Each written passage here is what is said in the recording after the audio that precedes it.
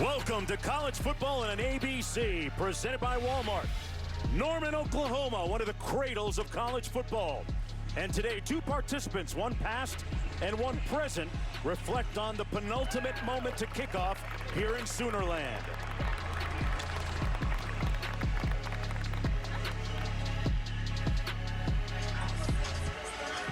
Standing in the hallway to take the field, my teammates barking, chirping, getting everyone amped up, the intensity level at an all-time high. I can hear them asking, where my dog's at, yeah? Goosebumps all throughout my body as the hair on the back of my neck stands up when we tap to play like a champion today. And in Oklahoma, that means something. What might have been 15 years ago feels like yesterday.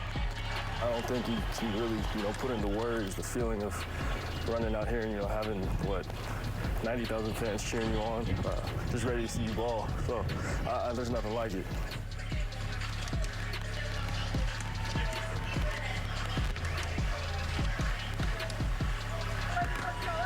The only thing cooler than running out onto Owen Field is rolling out on the iconic Sooner Schooner. And there's a reason why Oklahoma has more Big 12 titles than losses at home.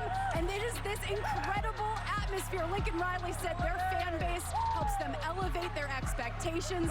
And it's a big reason why they're looking for greatness. And what's greater than their 120th straight sellout here at Oklahoma?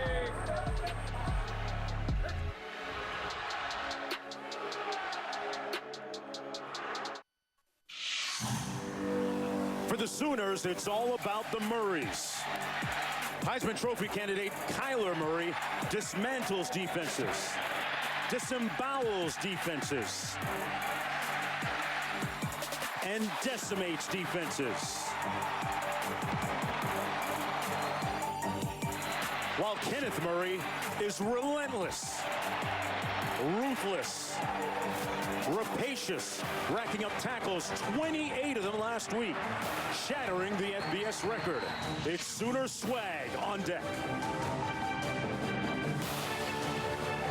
2 decades of consecutive sellouts here at Memorial Stadium. And today, Oklahoma welcomes in Baylor for a conference battle. Baylor at 3-1, Oklahoma a perfect 4-0. Matt Rule, the second-year head coach of the Baylor Bears, has already surpassed last year's win total of just 1 game. He feels that his team is ready to accomplish something special. Meanwhile, second-year head coach, his counterpart, Lincoln Riley, on the other side of the field, says that it's important today that his team protect the home field. He feels Baylor is much better than advertised. Just a few moments before kickoff, Mark Jones chopping it up alongside, I'm not going to call him Dusty Dvorak today, folks. Here in Norman, he's just 94 to everybody. You know what I mean? Dusty, big news, though, for Oklahoma. Kyler Murray, the starting quarterback, will not start because of disciplinary reasons. What does that mean for the Sooners today? Well, they got to start fast. All the spotlight now goes on to Austin Kendall, who did not win the starting quarterback job and the quarterback competition in the offseason. I think for Baylor, it gives them an opportunity to start fast. And Oklahoma this year has outscored their opponents 108-31 in the first half, a point of emphasis for Matt Rule. Matt Rule said they needed a fast start. With Kyler Murray starting on the bench, gives them a great opportunity. Yeah, for more on Kyler Murray, let's go downstairs to Molly. Well, Mark, I'm told that Kyler Murray overslept and was late to Friday's practice. That's why he's not starting in this game. And Lincoln Riley making being on time a huge priority for his team, telling them if you're late to anything, you're not starting. And there's no word on how long Austin Kendall will be out there on the field. They're obviously being very private about this because they don't want Baylor to gain a competitive advantage. But I am told that head coach Matt Rule did learn the news of this last night, and there's more bad news for the Sooners. Their starting left guard, Ben Powers, is out here right now in street clothes, Mark. That's one of the best offensive lines previously in all of college football. Well, Baylor winning the toss, deferring the second half. Oklahoma will receive. So we will see their offense led by Austin Kendall on the field first to begin this game. Trey Brown back deep for Oklahoma. Sooners have won 3 consecutive games against the Bears.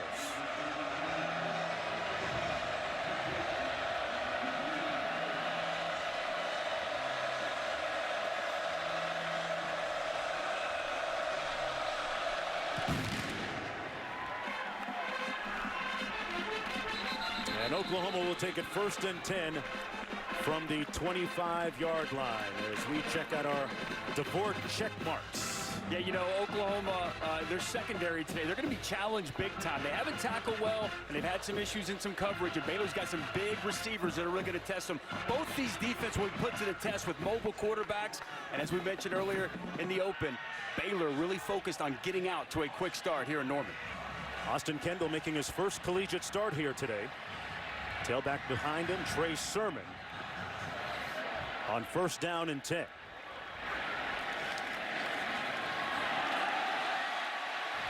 And all the way out to the 32-yard line. That was Austin Kendall showing some of his mobility. Little zone read, keep the defensive end. James Lynch closes on the running back. A nice job by Austin Kendall taking what the defense gives him.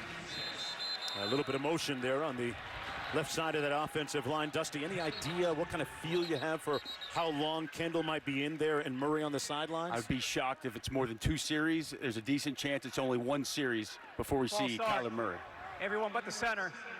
Offense, 5-yard penalty, still 2nd down. But I do think it's worth pointing out, this is good on Lincoln Riley. He made a rule with his football team. He laid down the law. Kyler Murray was late to practice, therefore he has to suffer the punishment. That's exactly the way a head coach should handle his business. Nobody beyond reproach, even the star quarterback. 2nd down and 11. Kendall pulls it out, looking downfield, a little holding going on. No flag, though, as CeeDee Lamb was being grabbed by Derek Thomas. Actually seemed to have him by the jersey at one point, and now a late flag on the play. Personal foul, roughing the passer, number 44. Defense with the hit below the quarterback's knees. 15-yard penalty, automatic, 1st down. Looked like Derek Thomas, the cornerback, got away with a hold, if not a pass interference on CeeDee Lamb. Yeah. And then Clay Johnston hit the quarterback low. That's a missed flag there. They did not miss the low hit on Austin Kendall. He had all of Lamb's number 2 in his hand. 1st down and 10 out to the 39-yard line.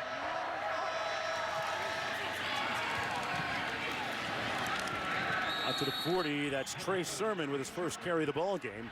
Brought down by Chris Miller. Trey Sermon, the starting tailback, in place of Rodney Anderson, who was injured in the 2nd ball game of the season, suffering a knee injury and done for the year. 2nd down and 9. They go fast.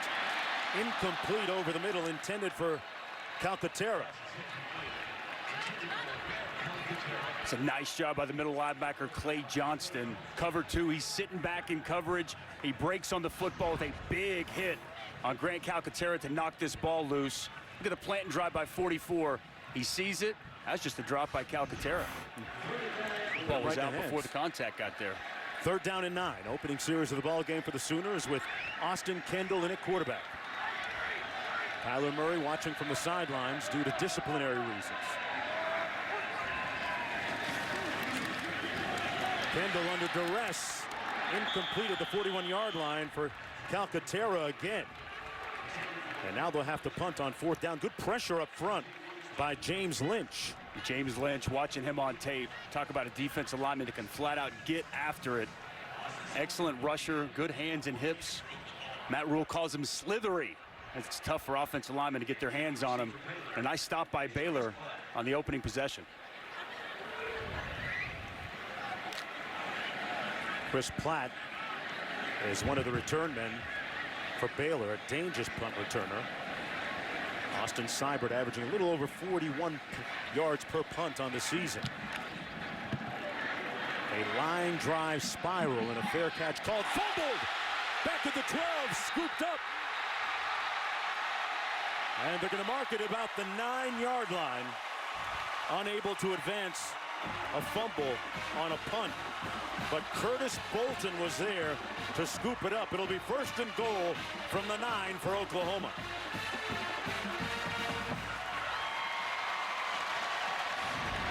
Big mistake by the punt returner, Chris Platt, the senior, the speedster, calls for the fair catch and just misjudges the football. Nice effort down the field by Trey Brown to get on the returner, make sure he can't recover the football. An outstanding job scooping. Obviously, you can't advance it, so no score. Nice job by Curtis Bolton. Dusty, let's see who comes in at quarterback now for Oklahoma. Will it be Kyler Murray? I'm guessing Kyler Murray. Camden again. Yeah. That was a one-series rebuke and punishment for Kyler Murray. And you can hear the fans here.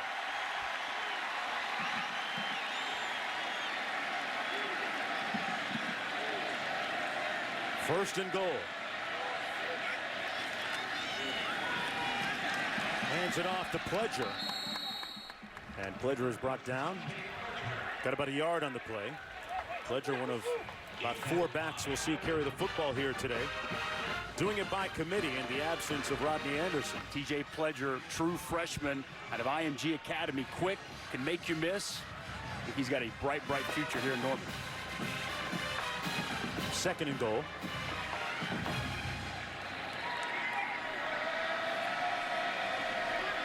Pledger and Sermon in the backfield.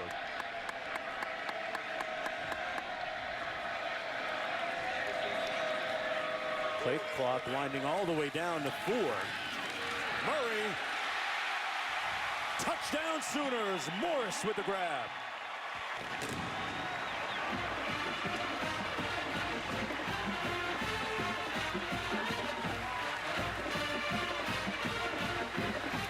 Well, in all of 2 plays, Kyler Murray puts his team on the scoreboard. A little bit of help from that fumbled punt by Chris Platt.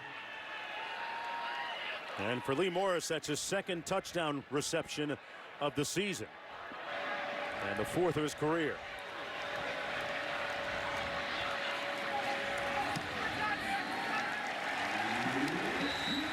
Hybrid with the extra point.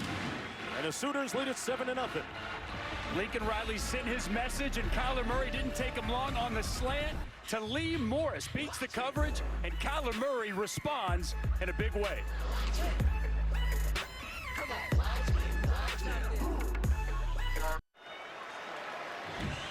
Oklahoma Sooners off to a 7-0 start, capitalizing on the fumbled punt by Chris Platt. A couple plays later, it was Kyler Murray into the end zone, completing the pass for the touchdown, and the Sooners continue to dominate its opponents in the first half. That trend starting here this afternoon already. Platt and Trevor White back deep. And it'll come out to the 25, 1st down and 10. Right here on ABC. Expect whiteout conditions for this one. We'll have the top 10 matchup between big-time college football playoff implications with it, too, between number 4 Ohio State and number 9 Penn State at Beaver Stadium. 7:30 Eastern Time, 6:30 Central on ABC. Also on the app. You can watch it anywhere. Who do you like? I like Ohio State in this one, man. I know no Nick Bosa. I think it's going to give Trace McSorley some opportunities. I think it's going to be a fantastic football game. That wideout, it's going to be off the charts tonight. Wow. In Happy Valley. Okay. First down and 10. Charlie Brewer out of the shotgun. Completes his first pass over the middle. It ought to be a first down to Jermichael Hasty. Charlie Brewer completing 63% of his passes coming into the ball game here today. He's got some baller to him. He moves around quite a bit. They like him in the quarterback run game with the zone read keeps, and when the pocket collapses, he is very mobile back there, but he keeps his eyes down the field. And he's had a really nice start to the season for Baylor. 2nd down and 1. Green again gets around the edge. There's a flag behind the play at the 31-yard line. Jermichael Hasty brought down. Holding, number 63, offense, 10-yard penalty from the previous spot, still 2nd down.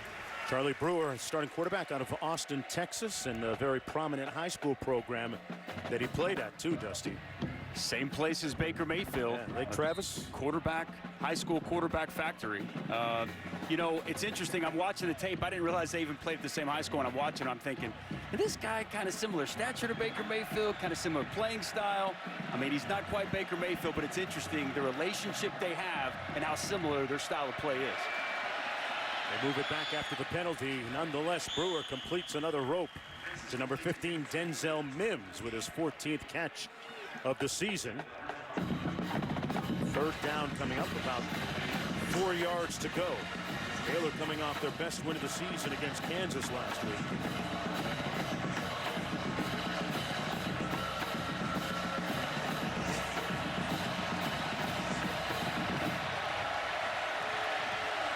From the 31.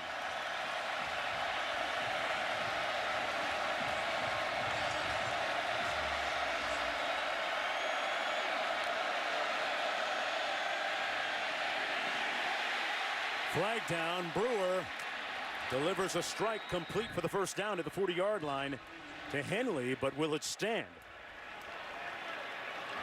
Holding, number 77, offense, 10-yard penalty, still third down. 42, Mark Jackson was working off the edge. Patrick Lawrence, the senior offensive lineman, very experienced. He was beat, so instead of allowing Mark Jackson pass, he got the hold. Good call by the official. We'll have to keep an eye on this Sooner defense. Looking to take a step in the right direction this year. That's been one of the emphasis of their recruiting efforts. Third down and 14. Brewer sacked back at the 13-yard line by Ronnie Perkins, the true freshman. One of those guys that continues to improve on that side of the ball. Well, it's third and long, and Mike Stoops decides he's going to dial up some pressure.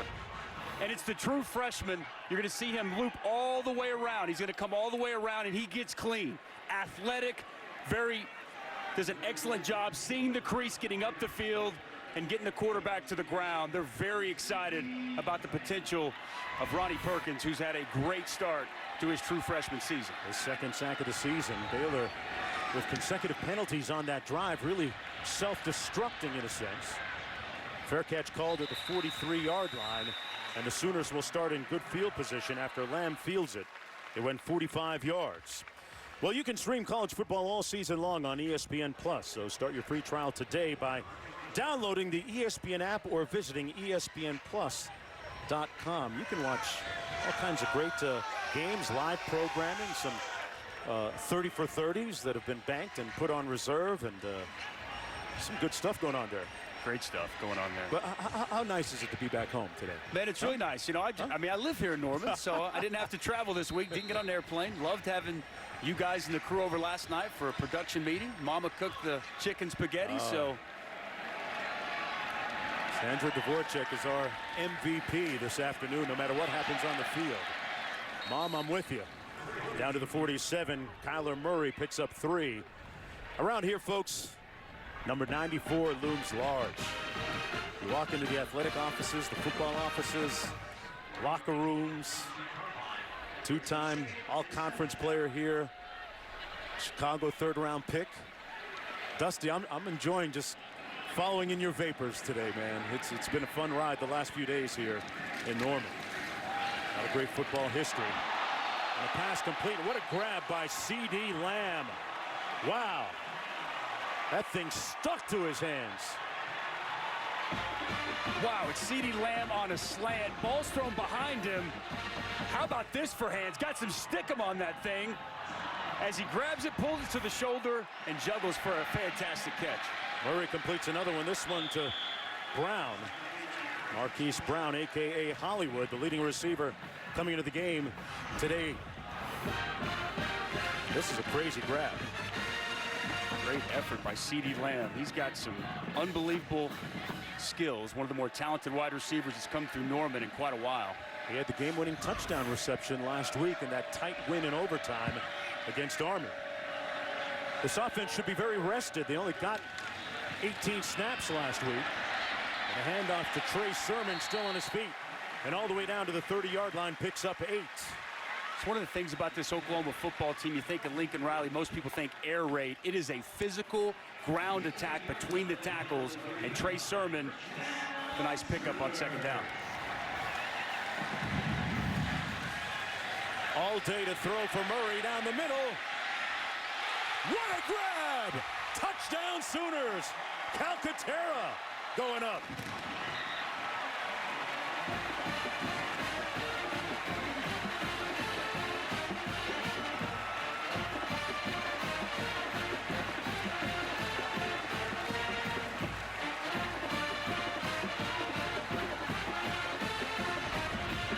Calcaterra has got great size, just going to work a vertical right up the seam, and Kyler Murray waits for it. One-on-one coverage with the linebacker, Clay Johnston. Perfect pass.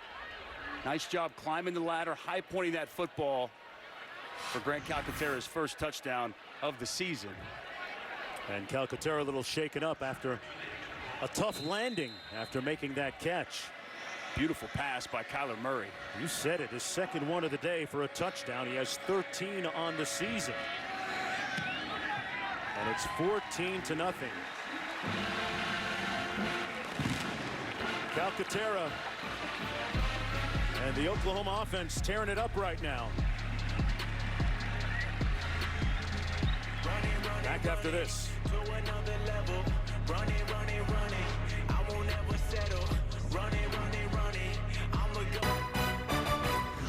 College football on ABC is presented by Walmart. Discover more ways to shop at Walmart today. And in part by Domino's and Coca-Cola. Hot Domino's pizza and ice cold Coca-Cola. Order this perfect combination for game day. Sneak in a little cardio, okay? Because I like it. Come on, one more. Hips and hands. Love it. Oh, you still got a snap or two. Oh, like you still got a snap or two. I like that. Huh? Yeah. What's up, baby? Would have made a hell of a fullback. Tremendous facilities here at Oklahoma, making an athlete out of one of us. That would be Dusty. Vinny Wiley doing a great job working us out yesterday. Cassidy, I know you get your little swell on back in the studio once in a while too, right? Not like you, Jonesy, not like you. Now for the All-State Mayhem moment, Tennessee, number 2, Georgia. Jake Fromm sacked here, fumbles, and then picked up by Isaac Nada, who runs it in for the 40-yard score. Not how they drew it up, but Georgia on the board nonetheless, 7-0. Back to you two. Facilities here second to none, Dusty. Beautiful $160 million renovation a couple of years ago. We appreciate Benny Wiley and his staff for showing us all their cool toys. And how about you, man? Stepping up your game a little bit. Showing a little bit of athleticism yesterday. I like it, Jonesy. I couldn't let you leave me behind there in the dust like you were. Let's see what Brewer does on this drive. Out to the 20 complete, out of the backfield. That's Jalen Hurd, the converted tailback from the University of Tennessee. That's right, Tennessee. The last time he was on the field, he was a tailback, folks, a couple of years ago, one of the top rushers in the SEC. Had a couple of 1,000-yard seasons for the Volunteers. It's a pretty incredible story. This was a physical power SEC running back who was weighing about 240 plus. He's gotten himself under 220, and to watch him on tape, the transition from running back to wide receiver, pretty incredible. Brewer hands it off between the tackles this time. That's Jamichael Hasty. Pick up a 4 on the play for Hasty, one of the team's leading rushers coming into the ball game. But they've had 2 offensive holding penalties and a personal foul. And the fumble punt that set up the Oklahoma touchdown from the 9-yard line. An inauspicious beginning for Matt Rule, second-year head coach for Baylor. 3rd and 3. That's going to be enough for the first down. Jamichael Hasty out of Longview, Texas. Nice pickup by Hasty. Not a whole lot there. He just picked his way. He's a smaller guy, but he's compact, shifty, powerful. You've already seen him make his impact here today. He's been catching the ball out of the backfield very well for this Baylor football team this season. Matt Rule telling us yesterday that he feels his program is light years ahead of where they were last year, not just in the win column, but in so many other more tangible, important ways as well.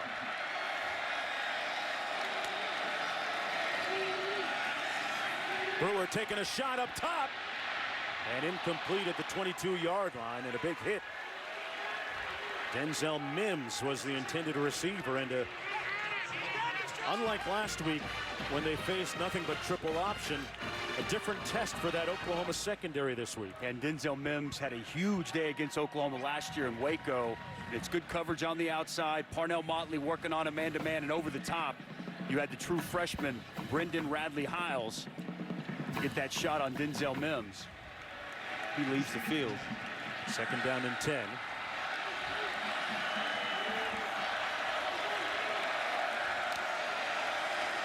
Trips to the bottom of your screen. Brewer looks the other way, complete to his tailback. Hasty made a nice move and ends up about a yard short of the first down. Picked up 8. So tough to tackle. Shifty. Catches the ball well. I think him out of the backfield, we've already seen him now catch the ball twice. Matching him up on linebackers looks to be a game plan that Baylor has heading into this game. That rule says that his team has to learn how to complement each other. And they're starting to do that now. 3rd and short, and a first down sprint by Jamichael Hasty, brought down by Curtis Bolden. But Hasty picked up 4. It's good blocking off the right side. This is the strength of this Baylor offensive line. Blake Blackmar, Patrick Lawrence getting good push, good movement, and opening up a nice hole for Jamichael Hasty. This Oklahoma defense last week, Dusty, played 87 plays against Army. Going to be interesting to track them and see what their fitness level is going to be like today. And they didn't, rotate a lot of guys. Most of those guys played the bulk of those reps. Different tailback. This is John Lovett over midfield. Down to the 50, pickup of 3 and a flag down. Late flag on the play at the top of the field there.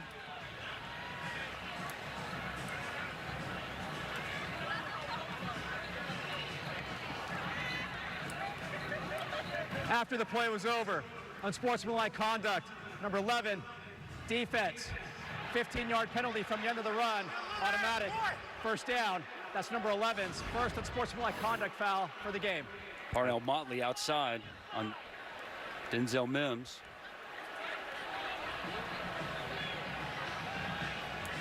Can't retaliate.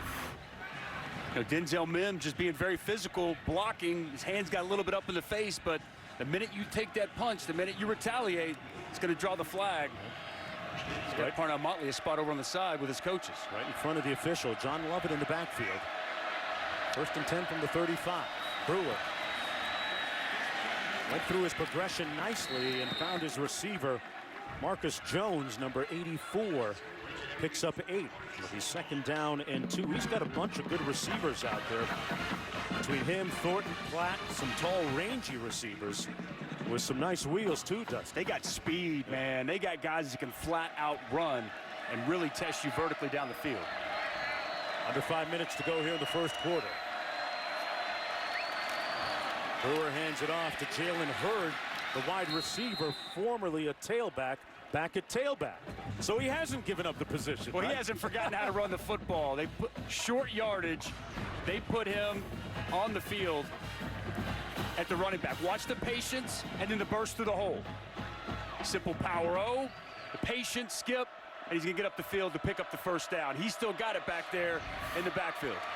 And they're going to try him again, Dusty. The toss into the boundary. Hurd lowers his hat and makes it down to the 20-yard line.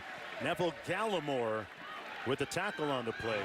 He's a little bit lighter than he was when he played tailback, but obviously still has the skills. Said he's dropped about 20 pounds, and he wanted to move to receiver for longevity, for playing football later in life, but he told Matt Rule, I'm willing to do anything it takes to help this football team win games. 11th play of the Baylor drive.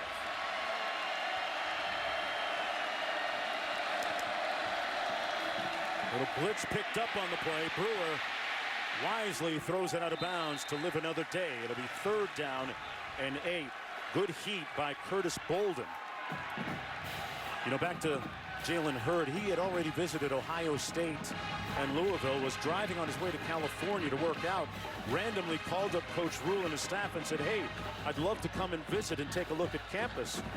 He visited for a couple of hours, went back to his hotel, thought about it, called up the coaching staff, said, I'm coming. It happened that quickly. And here he is in a Baylor uniform, back on the field after sitting last year out as per transfer rules. See what this flag is about. Personal foul, roughing the passer, number 90, defense. Half the distance to the goal, automatic, first down. Neville Gallimore, the culprit. Nose tackle.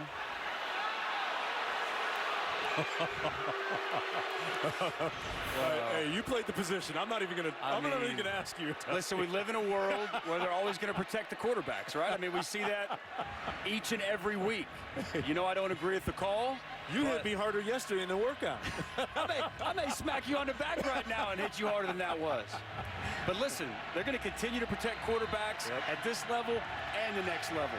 These rules aren't changing, and defensive linemen like myself don't like it, but it's a reality. Brewer hands it off to Lovett. Lovett brought down by Trey Brown. Picked up about 3 on the play. Second down coming up for Baylor. This is the deepest penetration of the game for them.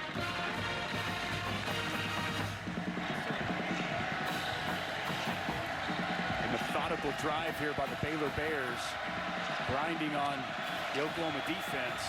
Hands on hips down there. Looks like they're a little bit winded.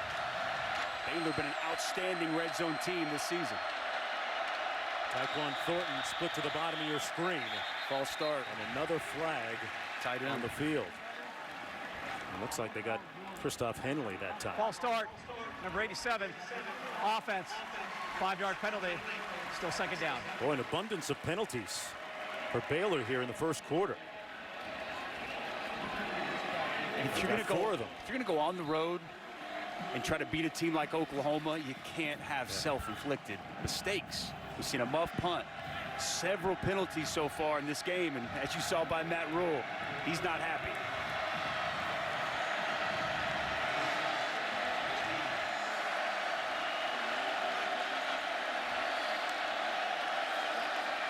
Brewer to pass into the end zone. Caught. Touchdown, Mims. And they're back in it. Big-time throw by Charlie Brewer as he puts it up where only Denzel Mims can go up and get it. And Trey Brown working on coverage on Mims, but a fantastic throw on the post. Denzel Mims goes up and grabs it for a big-time Baylor touchdown. That was a rope by Charlie Brewer. His 7th touchdown pass of the season, the 18th of his career. And he missed the extra point. Connor Martin missed it. Brewer, Baker, Lake Travis, Austin, Texas. We'll tell you all about it on the other side. Stick around.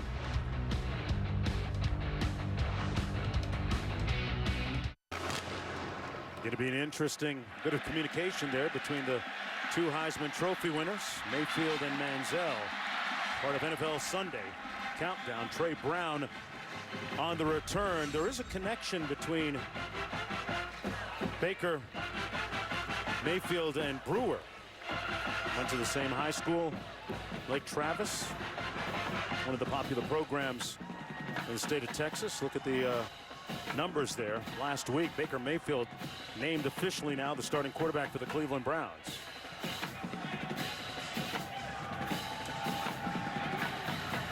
And Charlie Brewer, what he said, he's known Baker Mayfield since he was in elementary school. Yeah. Been looking up to him, following his lead.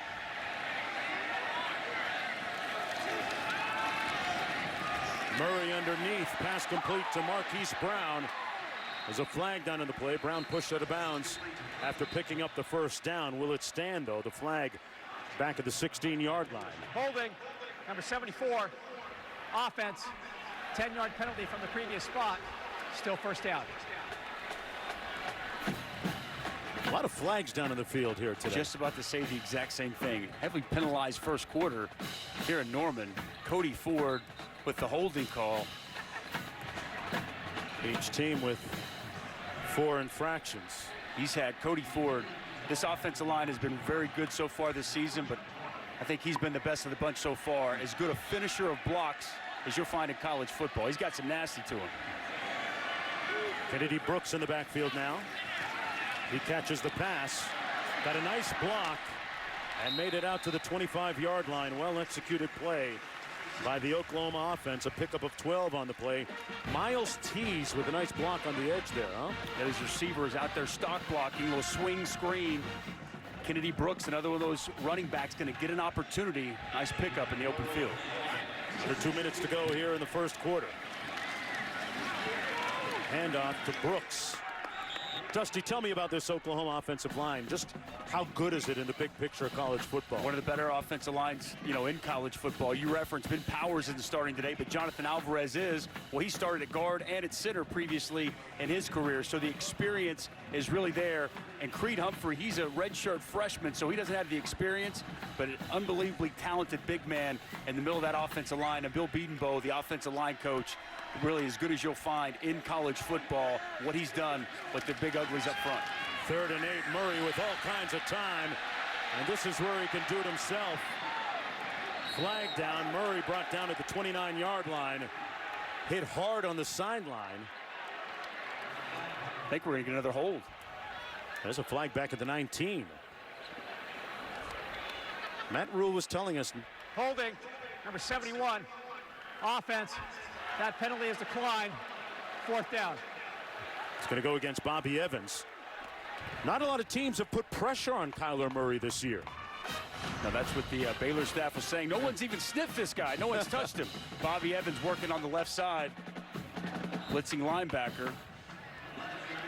And definitely a hole, gets outside the framework. Good call by the official. Baylor's been taking the fight to him. If they can cut down on some of the penalties, it's helped Oklahoma. Showing some signs of good things here that series. Seibert punting, Chris Platt back deep. There he is, number 14, who fumbled one earlier, which cost them a touchdown 2 plays later. He fields this one cleanly at the 20-yard line, where it'll be 1st down and 10. 51-yard punt, nothing on the return. Matt Rule ruling the sidelines for the Bears.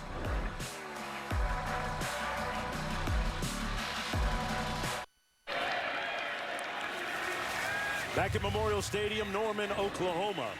Baylor with a football 1st down and 10 from its own 21-yard line. Down by 8 points, Mark Jones, Dusty Dvorak, Molly McGrath down on the sidelines. Here on the windswept plains of Oklahoma. Beautiful Saturday afternoon. This is going to be Jermichael Hasty, hit immediately right near the line of scrimmage. Kenneth Murray had a tackle or two a week ago with 28 against Army. Nice tackle there on 1st down. Oklahoma in a 2-shell look, 2 safeties up top, so they just have 5 in the box. Big question, can they stop the run with that few people in the box and allow more coverage on the back end to help out with some of these big receivers? This is the end. 1st quarter. Time out of the field. The Bears are still in it. Kyler Murray, not always there when you call, but always on time. Didn't start, but he sure looked like a starter. A couple of touchdown passes.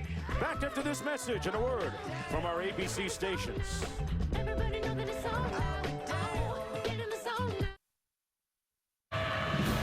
Welcome back to college football on ABC, presented by Walmart. A couple of youngins throwing it around, part of the great atmosphere here at Memorial Stadium. Outside, Baylor with the football. Hoover surveying underneath at the 30. It's Hasty, made a nice move and moved the chains again as we take a look at this week's rankings. Brought to you by Goodyear. Oklahoma coming in at number 6 this week. LSU, I think the biggest surprise on that page for me before the year. I thought it would be a down year for LSU, and they've been fantastic so far. How about that 7-8 matchup tonight? Yeah. Notre Dame, Stanford. Ohio State, Penn State. Brewer going up top. Got a man. Incomplete, intended for Denzel Mims. He was working against Motley, who had that penalty called against him in the 1st quarter. This coverage down the field by Parnell Motley. He can get hot and cold at times. When he's good, he's really good. And at times, he can be not so good. I think that making plays like that, good for his confidence, working on these wide receivers of Baylor throughout the course of the afternoon. On 2nd down, Brewer hands it off to Hasty. Hasty picked up a yard on the play. Ronnie Perkins in on another stop for that Oklahoma Sooner defense. Let's check in with Cassidy. Thanks, Jonesy, DirecTV, more for your college football thing. Number 18, Texas K-State. Deshaun Jamison on the punt return loses a whole lot of bodies and then turns on the Jets for the 90-yard score. The Longhorns have since tacked on another of 14, now 16-0 in the second. Jonesy, Dusty, back to you. Hey, that OU-Texas Red River rivalry shaping up pretty good. Brewer here out of the shotgun. Sacked back to the 27 by Kenneth Murray. Murray was the first one there. That's his third sack of the season. Same guy that had 28 tackles last week. 3rd and long. Mike Stoops dials up another pressure, brings Curtis Bolton off one side, Kenneth Murray up the middle. No one's open down the field. The pressure gets to Charlie Brewer. Second time today, Oklahoma on a 3rd and long situation dialed up the pressure, and they get home to get the sack. Drew Galitz punting. C.D. Lamb calls for the fair catch at the 34-yard line. 13:09 to go in the first half. A lot of history here at Oklahoma, a lineage of great coaches. And we've got some Bob Tales for you on the other side of this break. Stick around. You know, football is part religion here in Oklahoma, and that head coach office kind of looks a little bit like a chapel, almost a church. It's got an ethereal feel, a heavenly feel to it, and we're joined right now by the guy that put that wonderful office together. Bob Stoops. I designed it and then spent about 2 weeks in it and handed it over to Lincoln Riley. So actually, Debbie Groves, person that designed my house, designed the office. She did an awesome job. There you go. Coach, thanks a lot for joining us. 1st and 10 for the Sooners here. Murray, little play fake, RPO, and completes the pass. What has life been like for you in the aftermath of coaching this great football program? It's been incredibly different. It's better this year. It was awful last year. I'm not even going to make any bones about it. That doesn't mean it's wrong. I knew it would be. I anticipated that, but it's better. I'm getting more used to it. From the 44, 2nd and 1. Boy, nice move by Sermon, but couldn't. Well, he fell forward for the first down. Fantastic extra effort by Trey Sermon, just staying up, keeping his balance, and then lunging forward to get enough to move the chains. Big, strong back. He's 225 pounds, very powerful. You know, Coach, we're up here in the booth, and it's interesting, whenever I played for you, I was the one with the facial hair, and you were clean cut. Now I'm the one that's clean cut, and you got all the facial hair. Well, you're not telling the whole story. Murray under heat and sacked. For the first time today, rare pressure. Greg Roberts got in there to make the sack. Take one more look at this good heat by the Baylor Bears defense. Greg Roberts, the defensive end, outstanding job coming off the edge. He's going to get home. Working on Meyer, the tight end, just shoves him into the quarterback, sheds the block. A nice sack by the senior. Well, I was going to say not only facial hair, but tattoos and piercings as well. That's correct. That's correct. You were my wild child.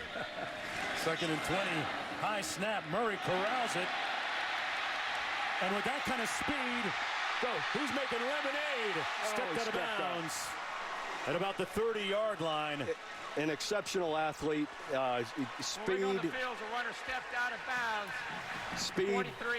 Great arm strength, very bright, smart guy. Fortunately, Lincoln allows me to sit in some of the quarterback meetings every week, and Kyler's an incredibly bright player as well. What do you make about the fact that he's a two-sport guy and managing both the sports as a head coach? I love it. I've always felt if a person has God-given talent to play 2 sports, allow them to. And just work, you know, you have some boundaries that you set and make sure that he can keep up academically. But Kyler's managed it incredibly well. First down and 10 after that sprint, picked up 22. They spotted at the 43-yard line.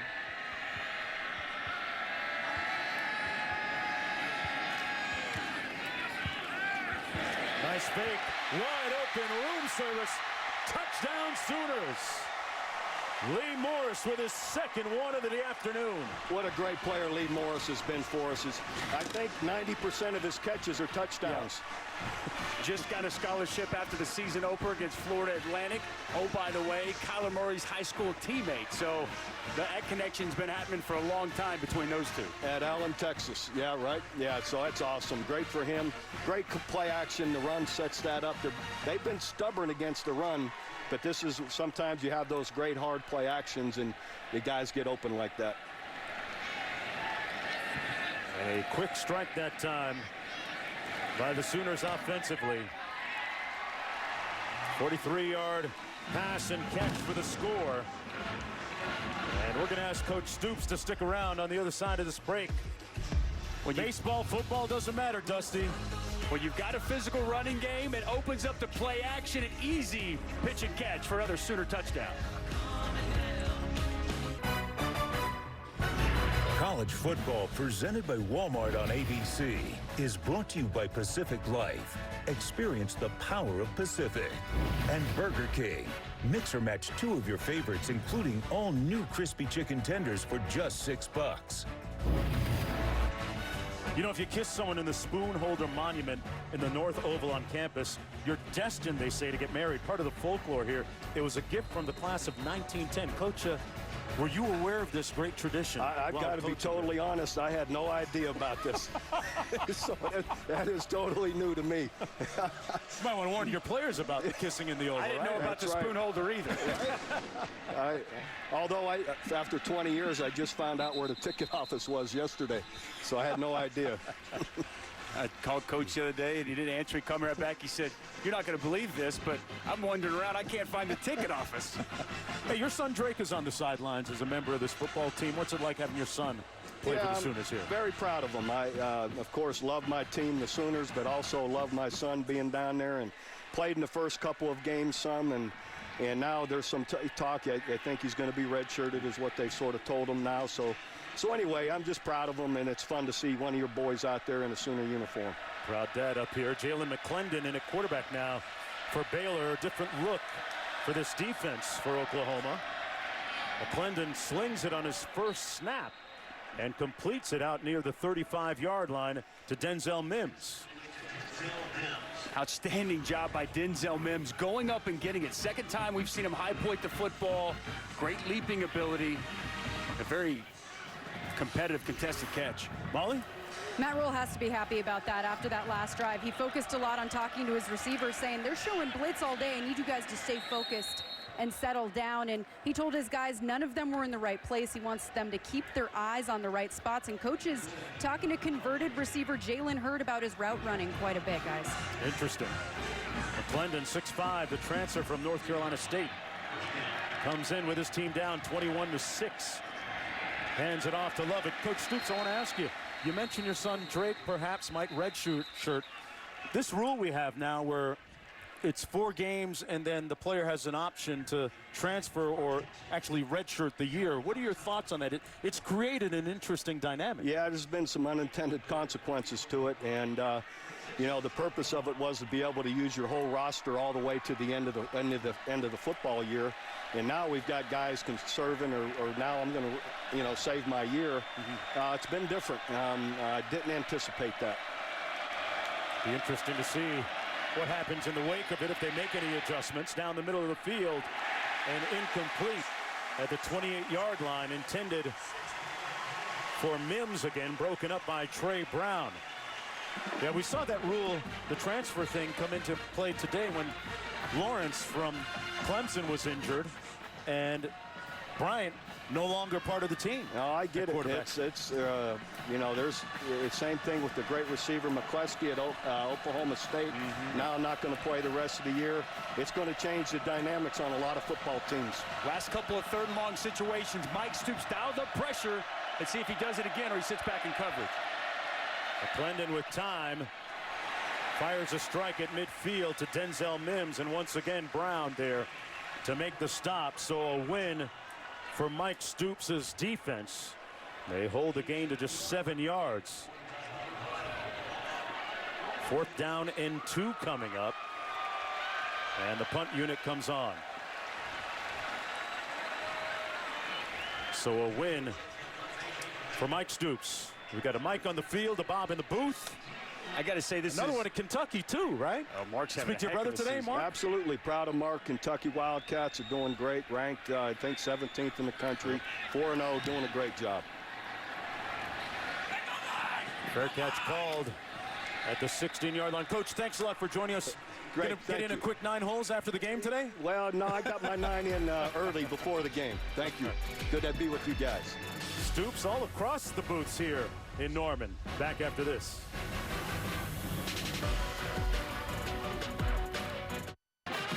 Hey, this season Taco Bell is celebrating student sections and passionate fans like these by awarding the best student section of the year. The Oklahoma student section in the Sooner Schooner is already on the national watch list.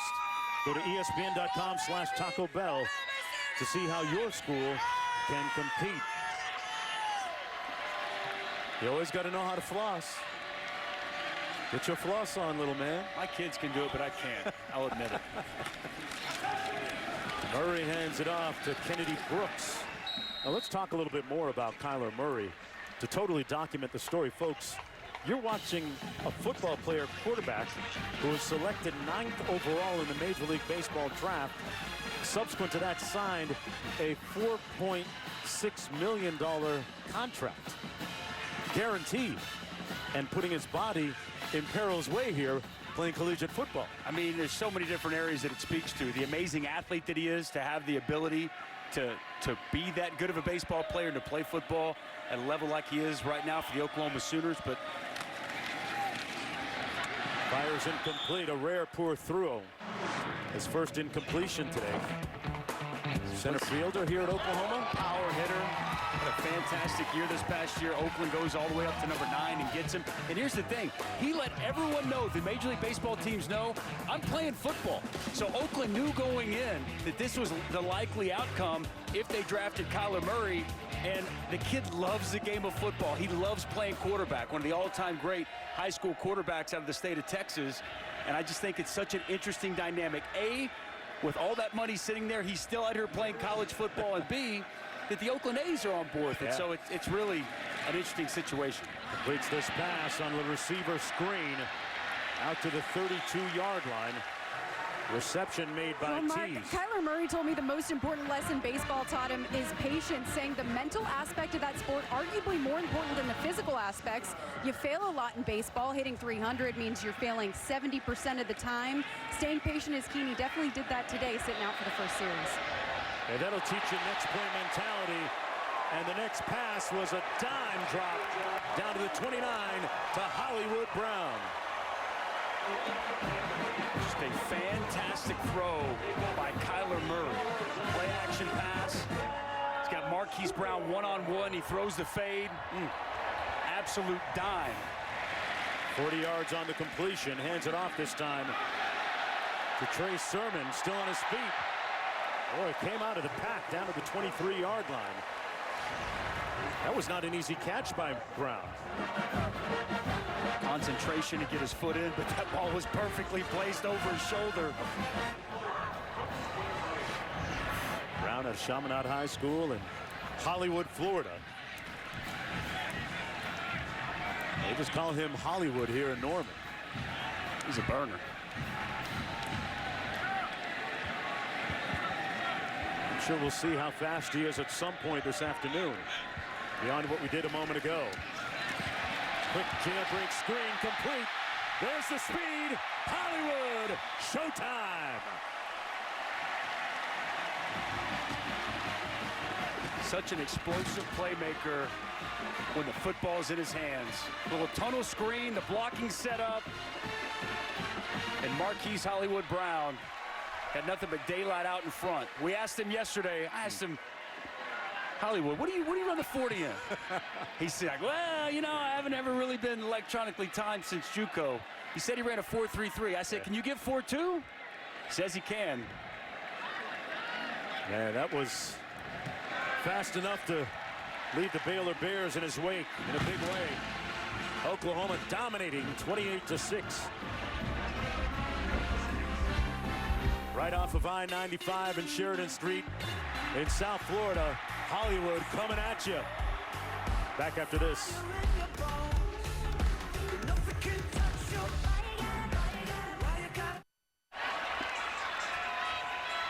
Welcome back, everyone, to Norman, Oklahoma. The Sooners in charge, 28-6. About 6.5 minutes to go here in the first half. An impressive showing so far by this Sooner offense. Mark Jones alongside Dusty Dvorak, Molly McGrath down on the field. The 120th consecutive sellout for Oklahoma. And a fair catch called. It'll be first down and 10.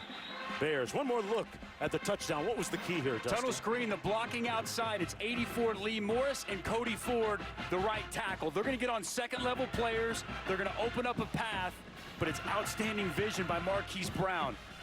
He sees it. It opens up. And he's going to have vision to the middle of the field through the hole. And you see him put on the afterburners. You give him some open space with that speed. It's a dangerous situation for opposing defenses. Baylor in a hole here. They used Jalen McClendon on the last series. Charlie Brewer back in the ball game for Baylor now. Little blitz off the corner. Brewer had it batted down at the line of scrimmage by that front. Bledsoe there to get a hand up. Folks, tonight out here on ABC, expect whiteout conditions for this one. Have a top 10 matchup. Big-time college football playoff implications on the line. Number 4 Ohio State, number 9 Penn State at Beaver Stadium, 7:30 p.m. Eastern Time, 6:30 Central on ABC Live on the ESPN app, so you can watch it anywhere. Brewer to pass, blocked again at the line of scrimmage by Bledsoe. We got that Dikembe Mutombo not here, wagging that finger. Not up in here. It's a good job by a defensive lineman, though. If you're not going to be able to get there, shut your rush down, get your hands up in the throwing lane, and knock the ball down. Back-to-back plays of Monty Bledsoe. He can't get there as a rusher, but he's got that long wingspan, the long arms. He gets them up, and Charlie Brewer's vision, 2 pass breakups on back-to-back plays. Another third and long situation. We're going to see pressure here from Mike Stoops. This defense has responded in a big way here today. Brewer completes it out near the 40-yard line to Marcus Jones. And Jones is near the first down. Let's see if they give it to him. Looks like they're going to move the chains. And Brewer with a clutch conversion there on third down, a 13-yard gain, and Jones comes up limping. Good, nice throw by Charlie Brewer. Timing route on an out route. Ball is on time and on target. Ooh. Well, one of the coaches there got rolled up on. Jones. And he might have got banged up on the play. Yeah. Big time third down pass by Charlie Brewer.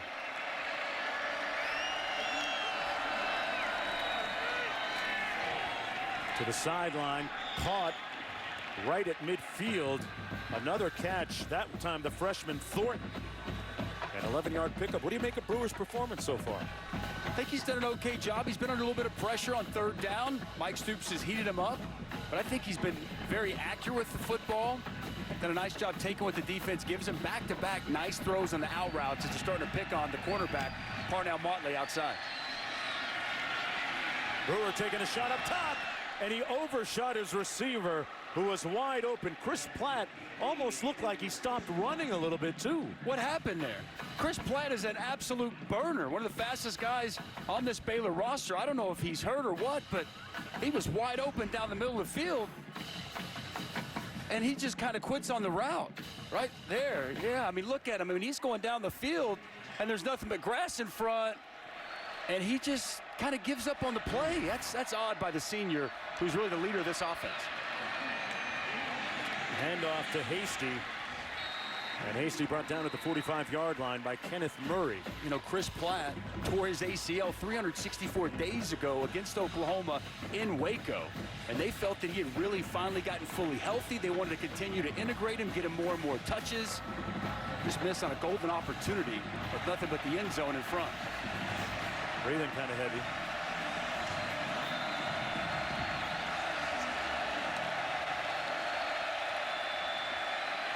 Third and 5 underneath. Hasty going to be close, going to be about a yard short. Picked up 4 So 4th down. And what is Matt Rule going to do here? Oh, it's go time. I mean, you're down 22 points, 4th and 1. I think this is a no-brainer. Matt Rule got to go for this one.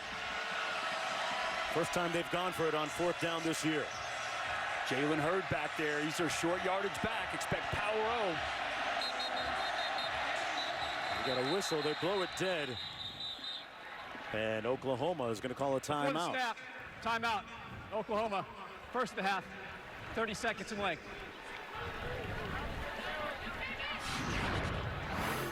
Mike Stoops didn't like something there, Dusty. Not very happy. He gets emotional at times. He can't help himself. He recruited you? He did recruit me, yes. And how was that home visit? Was he as hyper as he was there? He was as passionate and animated sitting there at the house right. with my mom and dad as he was up there in the booth. He only knows one way, man. Okay. Wow. So I'm guessing Mom, Sandra, Dad, and put some good food in him like absolutely, last night. Like man. The chicken spaghetti last night is still right there. The Dvorak's know how to eat. What can I say, man? Hey, take us to the Aflac trivia question. You've been nailing these questions, man. You've been killing us.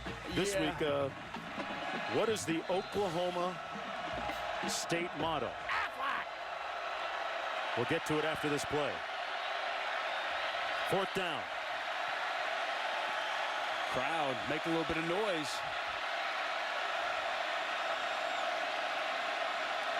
Jalen Hurd, the deep back, dotting the I. Hurd going to be close. It looks like he got just enough. Leans forward for the yard, going to move the chains. Okay, so the Oklahoma state motto. Is it on the license plate? Is it written somewhere? Can I say it in English? Yeah, go ahead. Because it's not actually English. Okay, what is it? Labor conquers all things. How about that? Is that right? We're going to find out here in a second. I don't know if it counts if you get full points for saying it in English. If there's some fancy Latin or Spanish translation, I'm not gonna, you got to give me the authentic thing. I'm not going to embarrass myself on national television. You can't water it down for me. I'm your guest, man. False start by the left tackle. Under 4 minutes to go, and we have seen a lot of penalties here by both sides in the first half. Timeout. Baylor. First of the half. 30 seconds in length. A teaching moment for Matt Rule. So here's the answer. Okay. The state motto. The Aflac trivia question. What is the state motto of Oklahoma? Labor, omni, vincit. Labor conquers See, I nailed all it. things. Right there. It's right there. Boom. Okay? Right? I'll give that to you. I'll give it to you. Labor, omnia, vincit. Vincit? Yeah, I took 7 years of French. That's Latin, so I'm not trying to talk that one. Okay, yeah. Did you ever know actually what Oklahoma means in Choctaw? Oklahoma people, Homa, red. Yeah. I know there is a great... The state belonging to the red people. A great Native American population here with wonderful historical roots. And there's a sea of red out here at Memorial Stadium today.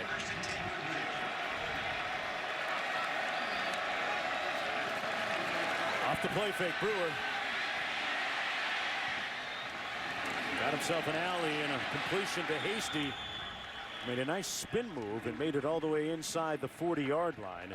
With 3:44 to go here in the first half, Baylor trying to punch one into the end zone before the end. How big would a touchdown be here for the Bears going into the locker? They need it. They need some confidence, a little bit of momentum. They're going to get the ball back to start the second half, cut this thing to a 2-score game. Big, big possession for the Baylor Bears as we get closer and closer to half.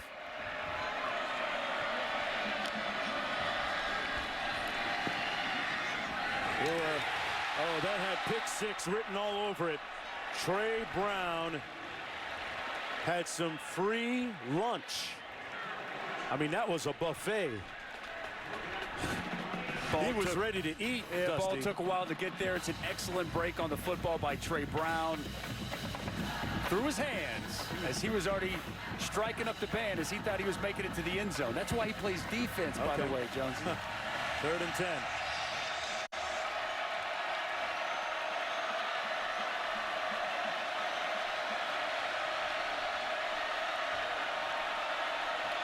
Mike Stoops' defense has been impervious so far. Brewer incomplete at the 10-yard line, in and out of the hands of Mims. And 4th down coming up. Good pressure by Mark Jackson up front. Excellent pressure up front. Mark Jackson gets a hit on Charlie Brewer. Denzel Mims goes up to get it.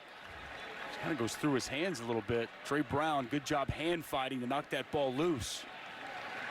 Looked like from our vantage point, a very catchable ball that Denzel Mims typically comes down with. Been a tough game for Mims. Missed a game earlier this year.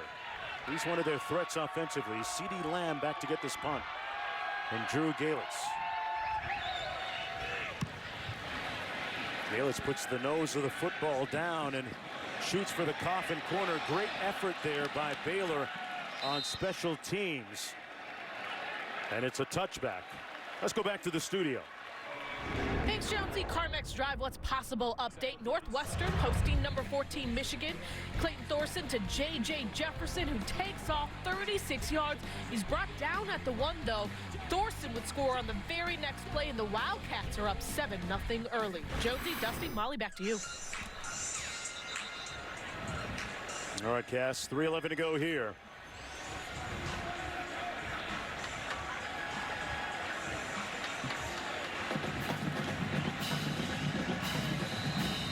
Last week, 40 plays, already 25 for the Sooner offense. Kind of helps when you're not facing that triple option. 45 minutes time possession for Army, just crazy. Murray hands it off to Sermon. And we talked about Murray and his baseball skills. His father, Kevin Murray, was Southwest Conference Offensive Player of the Year back in 1985. A great strong-arm quarterback, stood 6'2" for Texas A&M back in the day. Now a private quarterback skills coach in the Texas area, in Dallas actually. Murray sacked back with the 16. Good heat that time by Baylor. Collapsing the pocket, Roberts with the sack. Well, tomorrow on an NFL Sunday Countdown, 10 a.m. Eastern time on ESPN. Don't want to miss hearing what former Browns quarterback Johnny Manziel has to say to Baker Mayfield, who makes his first career start on Sunday. Plus, Randy Moss tells us who got mossed. Sunday NFL Countdown, 10 a.m. Eastern on ESPN. You seen Patty Mahomes so far this year, Kansas City? Very good. Man. Very good. Guys lighting it up in the National Football League. Interested to see Baker Mayfield, his first start with Cleveland. He was lights out Thursday night over a week ago. 3rd and 15. And Oklahoma going to call a Before the timeout. Timeout, Oklahoma. Part of that NFL Sunday Countdown is going to feature a letter from Johnny Manziel to Baker Mayfield. With the advantage of history, going through what Johnny football has gone through, winning the Heisman and a very unceremonious fall career-wise, playing in the Canadian Football League now. What do you imagine that he might say to Baker Mayfield? I really don't know, and I really don't know if Baker Mayfield needs to really listen to it. Okay. I mean, Baker Mayfield and Johnny Manziel are completely different people. They're different football players, they're different personalities, and I feel like a lot of people try to put Baker Mayfield in that Johnny Manziel box. So I don't know. I'll be interested to see, I guess, what he has to say. I don't know if it's something that, you know, Baker's going to look at and needs it or uses it. I mean, Baker, I think, does a good job of taking care of his business, and but obviously Johnny feels like there's something he can add and something he can help out Baker. But I don't know. For me, I just don't know what Johnny Manziel is going to give advice to Baker Mayfield about. Maybe it should be the other way around. Yeah, could be. Sometimes even a cautionary tale can help a little bit. 3rd and 15 for the Sooners. Murray can burn you with his feet. But not that time. Brought down at the 23-yard line. He didn't slide, Dusty. And he's a very prolific and accomplished slider, right? What did the defensive coordinator of Baylor tell us yesterday? The best slide in all of football? Yeah. Looks like he's going to second base all the time when he's out there. Not spikes up that time, Pops though. right up onto his feet. He's not trying to break up a double play. Dusty, you had a chance to speak with him earlier in the week. Let's look at it here. I'm not the biggest guy. I think, taking care of my body is vital for me, to stay healthy during this long season. Don't want to take too many hits. Obviously, no quarterback does. But, I try to use it as much as possible. I know it frustrates the defenders, though. He said that with a smile, too. Well, yeah, it frustrates the defenders, man. You work so hard to get to that cat. You finally get close, and whoop! He slides, and he's back on his feet before you can even blink. It's pretty incredible. And how about the day today? He doesn't start, right? He gets into trouble. And we shouldn't excuse, being late for practice. He's got to clean that up. He should be the leader of this football team, and leaders are there on time. But Lincoln Riley did the right thing. He set him down, and boys, he responded with his play on the field today. He's been, close to absolutely perfect on the afternoon. Dusty, nothing says I'm sorry, Coach, like 10 of 11 passing with 4 touchdowns, right? That'll get you back in the good graces of your head coach, right? 4th down, Seibert with the punt. Platt watches it bounce out of bounds harmlessly at the 42-yard line in that area. Well, at the end of the quarter, we'll get you to the studio for the State Farm halftime report. A first half that has been all crimson and cream so far. That is the prevalent color here. A sea of Oklahoma fans. Really a great last few days here in Norman, Oklahoma. Had a chance to tour the facilities yesterday. You saw the video, get a workout in. Coach Binney, the strength and conditioning performance coach. Did I impress you? You impressed me, man. You got some skills, Jonesy. Brewer runs out of bounds at about the 43-yard line. When you talk about facilities, it's part of keeping up in the arms race. And recruits come through here and they see the great facilities and they get impressed. There's actually a group of recruits on the sidelines right now for the Oklahoma Sooners. Jordan Battle amongst them, the number 3 safety in the country out of South Florida. Nice pass over the middle by Ebner. And when you take the recruits from the facilities into Coach Riley's office, that's the look they get. That's the closer, man. I mean, you ever seen an office like that? Oh, you put them on that leather couch and it's done. 1:15 to go. Brewer drops one in there softly to Mims, who makes the catch. A couple yards shy of that first down, but closer to field goal range on that 11-yard gain. 1:10 to go. Charlie Brewer throws a good football, and he's not afraid to stand in there. Good pressure off the edge by Mark Jackson. Charlie Brewer standing in there, finding his target, moving the chains once again. Trips right formation. And Oklahoma going to burn a timeout here. Timeout. Oklahoma. Last of the half. Full timeout. And they have used their full complement with 54 seconds to go.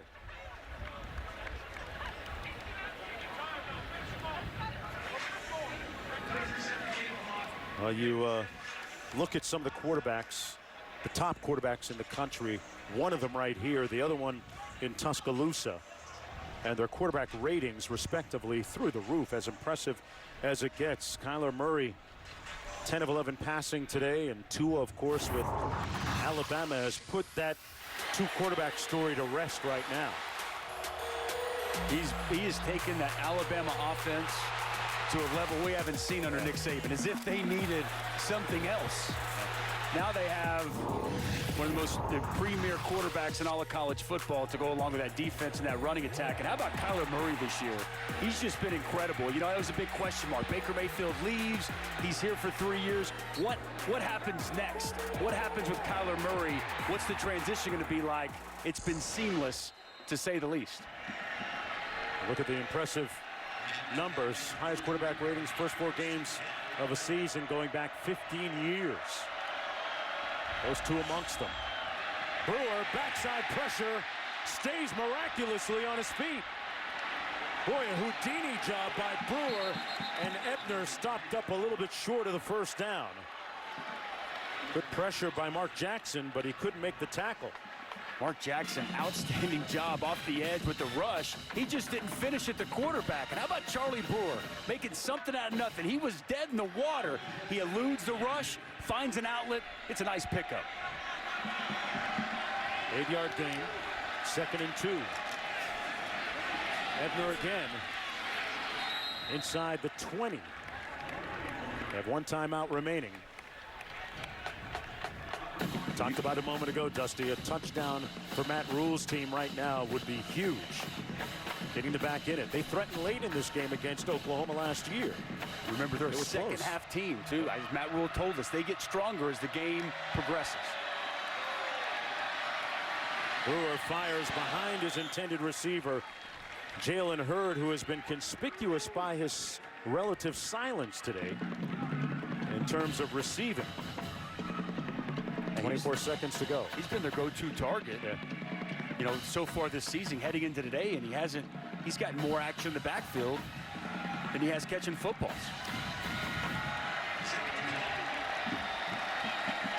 This time Hurd lining up as the inside receiver to the top of your screen. Play clock under 10. There's Hurd.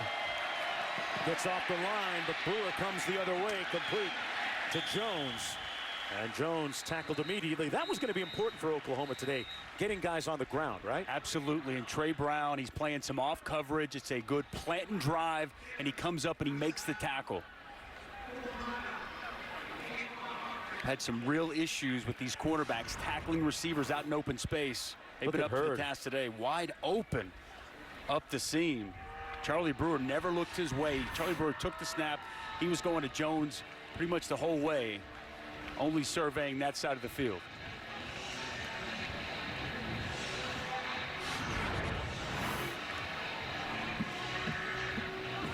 Charlie Brewer, he starts right here, and then he's going to quickly go over here. Gives it no time checking out Jalen Hurd. Never even goes back to that side. Wow. He wanted to go to the right from the moment go. Had he held with it to the left just a touch longer, could have been an easy walk-in touchdown for Jalen Hurd. Yeah, he turned him loose. See if they can maybe come back to Hurd here with 18 seconds to go. 3rd down and 5. Neither team with a timeout remaining after this. Baylor trying to get back into it. They could finish this drive off. It's going to go a long way into the locker room. Really give Matt Rule something to motivate these guys heading to the second half. We've seen some of his fire on the sidelines. Tangible emotion. Very likable guy too. And a very passionate football mind. He gave one of his players a headbutt, and his player was the only one with a helmet on today. 3rd and 5.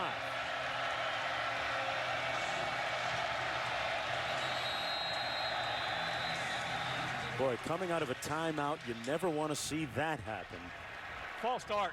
Number 57, offense. 5-yard penalty. Still 3rd down. That's against Valentine. They've come a long way on that offensive line when they only had 3 scholarship players amongst those offensive linemen when Matt Rule first took over.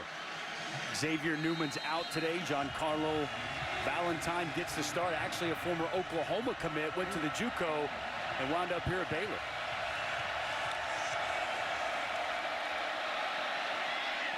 Brewer completed the 15-yard line to Ebner, one of his favorite targets. No timeouts. They're going to have to run the field goal unit on real fast here.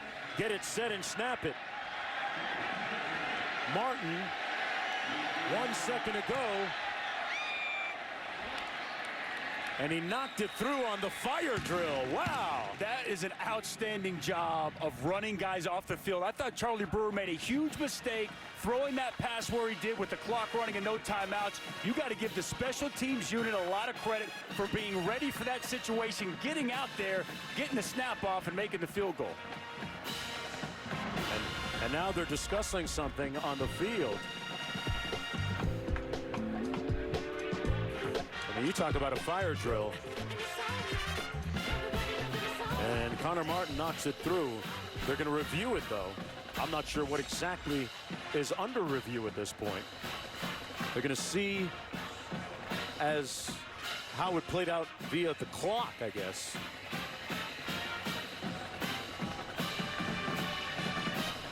That's a drill you work on in practice all the time. In a 2-minute situation, run your guys off, run them back on. The ruling on the field is confirmed. Field goal is good. Ball was snapped with 2 seconds left. Yeah, he got that snap off. Fantastic job by Baylor. Well, Matt Rule's dad and mom here in attendance. Football a family affair for the Baylor Bears. Son and pops both loving the result of this one.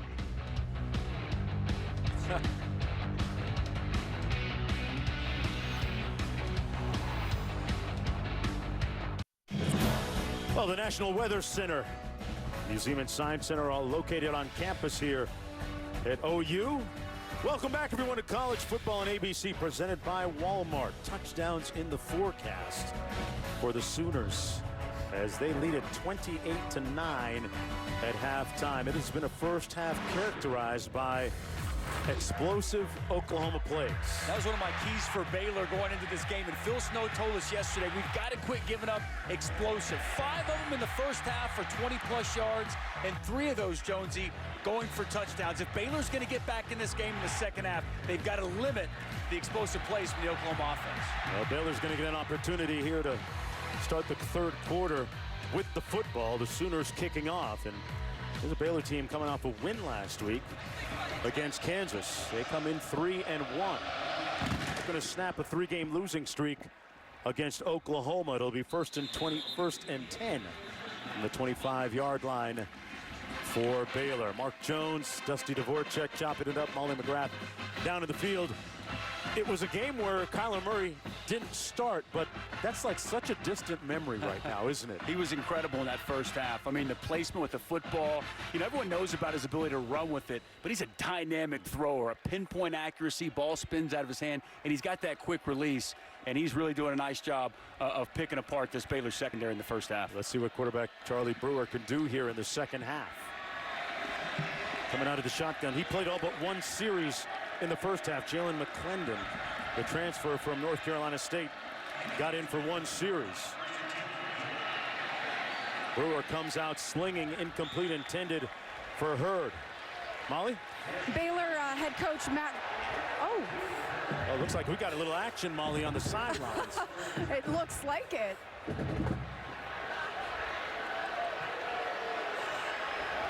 All right, guys. Well, I talked to Matt Rule about how to get his offense going. He's really happy with his quarterback, Charlie Brewer, but he says they're not protecting him well. We're 2 drop balls away from actually being in this thing. He told his receivers they need to stay calm. He probably doesn't like that little outburst that they saw right there, but he also talked about the importance of getting Jalen Hurd involved in the second half.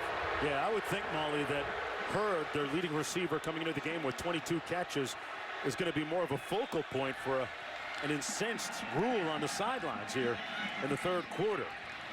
Over the middle, complete to Mims. And Mims picks up the first down as we take a look at our Pacific Life game summary. Some of the pertinent numbers to date.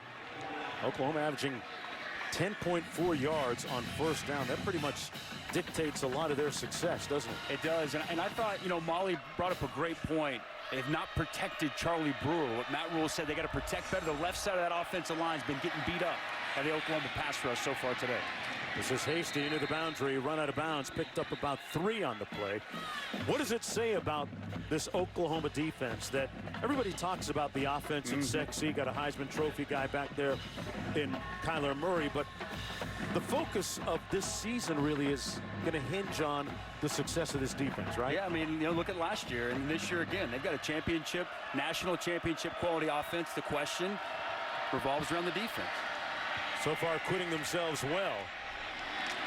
That's the tight end, Henley. Christoph Henley ran through a would-be tackler. The native of Innsbruck, Austria, picks up 9 and gets the first down.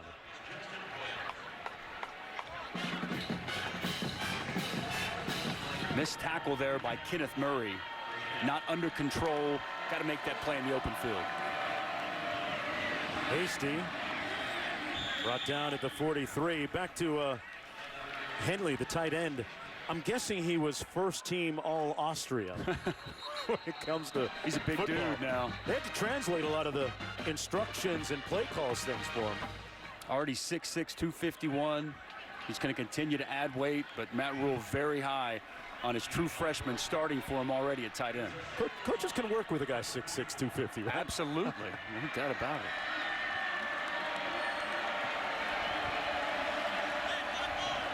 A little fullback for him right now. Lead blocker on this play. A nice gain by Lovett to pick up the first down. And once again, Christoph Henley leading the way on a little ISO, little lead play almost. Watch him in the back here. He's going to finish this block, open up a nice hole for his running back, John Levitt. Gets on that linebacker, finishes the block, and gets Kenneth Murray to the ground. Picked up 6. Brewer complete to Hurd. That's the guy that they want to get the ball to in the second half. This is a team that has had a lot of success in the second half as opposed to the first. We got a Sooner shaken up there down in the field. Fatau. And that Rule told us, they're a slow starting team, and as the game progresses, they get stronger, stronger, and stronger. And as this game's played out, they were much better in the second quarter than the first, and a nice opening drive to start this second half for Baylor. Famatau taking a knee, being attended to by the athletic trainers. Time out in the field. When we come back, we'll talk about the golden rule and the guy on the sidelines for Baylor. Folks, this season, for every field goal and extra point made by participating universities, Allstate will make a contribution to the university's General Scholarship Fund. Thank you, Allstate. Baylor with the football at the 31 of the Sooners. Matt Rule in his second year on the sidelines, looking for a signature performance here. A handoff to John Lovett. Picks up about 3 yards. Matt Rule is a former coach at Penn State. Took over the program at Temple. And an interesting dynamic where his mother and father moved to both locales with him, moved to Penn State and also moved to Philadelphia. And subsequent to taking the job at Baylor, they moved down to Waco, Texas with him as well. Brewer hands it off again to Lovett. And Lovett makes it down to the 21-yard line. It's a family that sticks together and believes firmly in service. Dad has done missions to Rwanda and other places around the globe. And his son, Matt, has taken on the philosophy that he needs to go where the action is. Sometimes it's the place where he's needed as opposed to where his heart desires. Brewer over the middle, complete. Hurd inside the 10, down to the 6. First and goal, Baylor. They said that he's here to do something special, that this is bigger than football. And his father told him something that sticks with him. Never be comfortable in life. He said life is not about being comfortable, and he truly feels that he is exactly where he's supposed to be in Waco. They're going pretty fast right now. An impressive drive here to open the third quarter from the 2.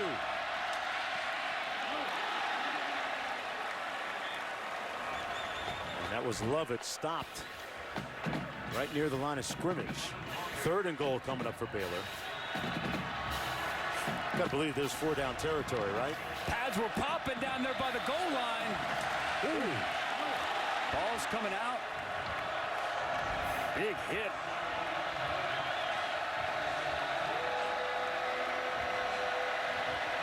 Jalen Hurd lining up in the backfield. 13th play of the drive coming up. Like the power here. Yes. The toss to Hurd.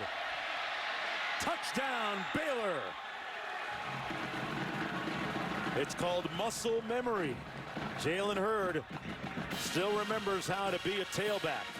His first rushing touchdown of the season and the 21st of his career. And that's how you start the second half, partner. Statement drive for Baylor coming out of half. They close the half with getting 3 points on the board, and they come right out, and they put it right down Oklahoma's throat. 13 plays, 75 yards.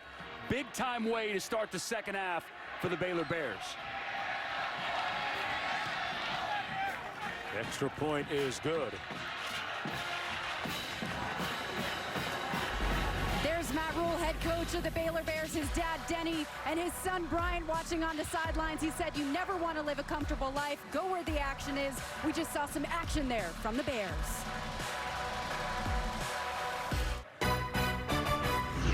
College football presented by Walmart on ABC is brought to you by Chevy. Chevy has earned J.D. Power Dependability Awards for cars, trucks, and SUVs.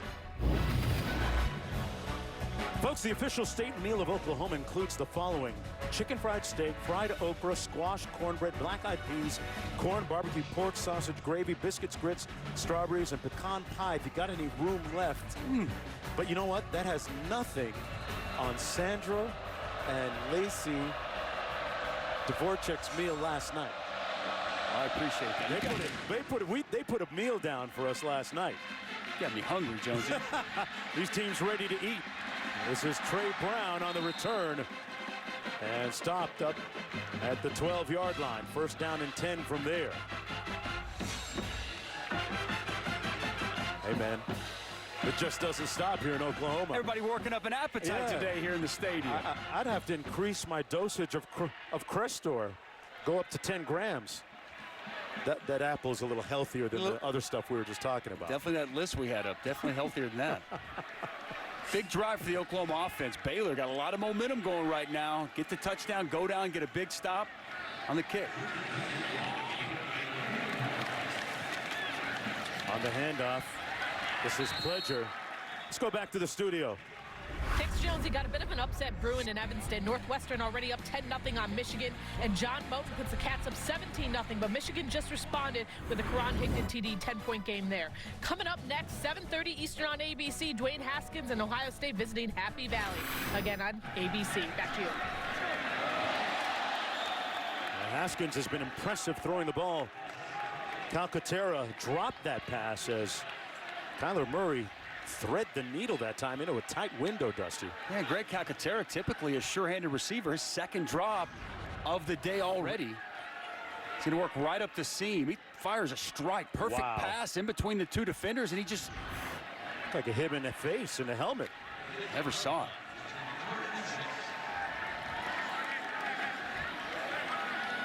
Third and 6.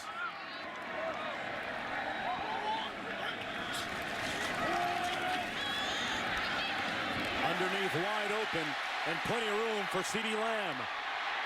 Down the sideline. Lamb. Touchdown, Oklahoma.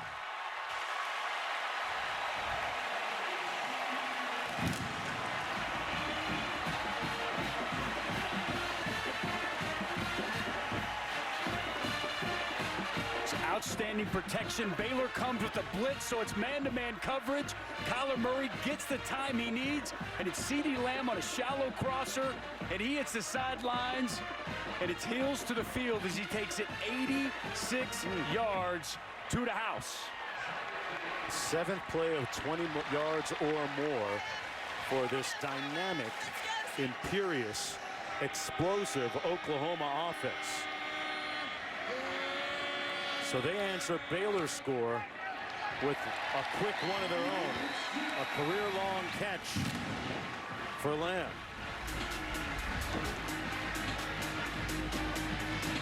And they got a good block downfield from Brown. Lamb with the score. And Murray with a little assist.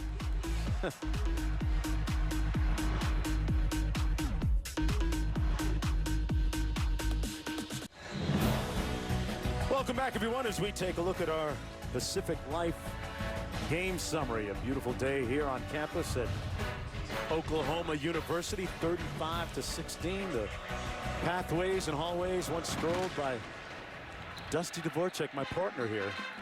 Going to class, right? Go to football meetings? A lot of class, man. Business. I'm a business grad, my friend. Business college. Take a look at the Pacific Life game summary, recently updated to reflect the big plays by the Sooners. 35-16, averaging still around 10 yards on first down. That's going to make things work out for you. Murray with a career-high 5 touchdowns today.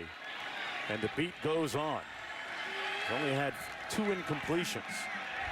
I think Kyler's impressed even you a little bit today. He could spin that thing. Didn't know he threw it this well. To see it in person, you get a different kind of perspective. Let's see how Brewer answers. He completes it over the middle.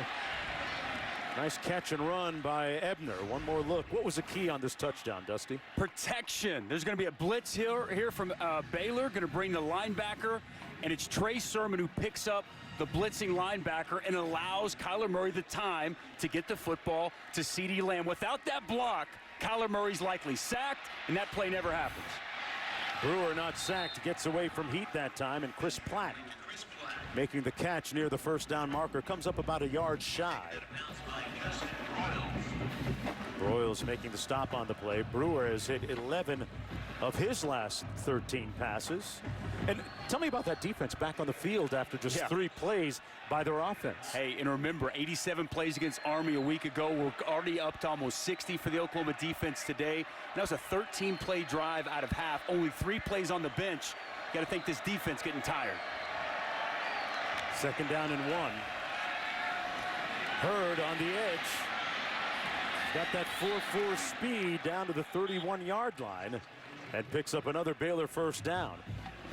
Jalen Hurd working out of the slot, completely uncovered. No one accounted for him.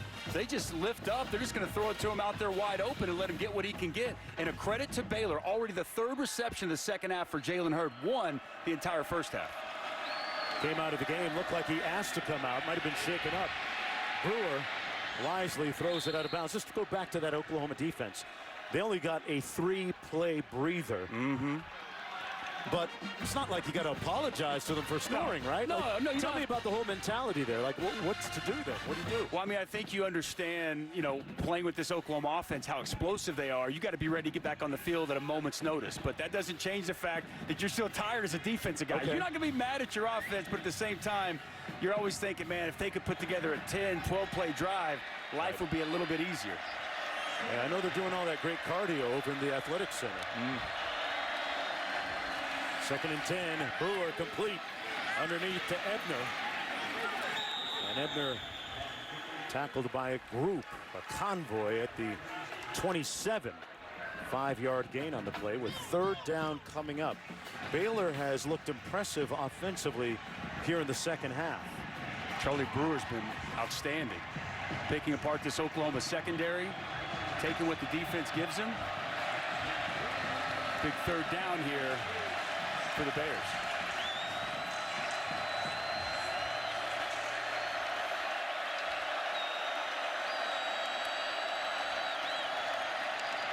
Four receivers caught. 1st and goal. Loose. Denzel Mims lost the handle on it, but he was out of bounds. They're going to mark it at the 3-yard line. He was working again against Motley. Picked up 22 on the play.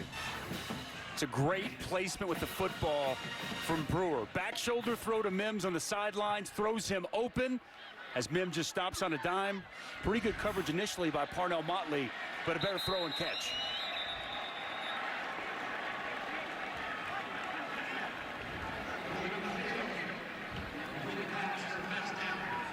Previous plays under further review. So I was wondering, did he get out of bounds before that ball came loose? Parnell Motley started ripping away at it.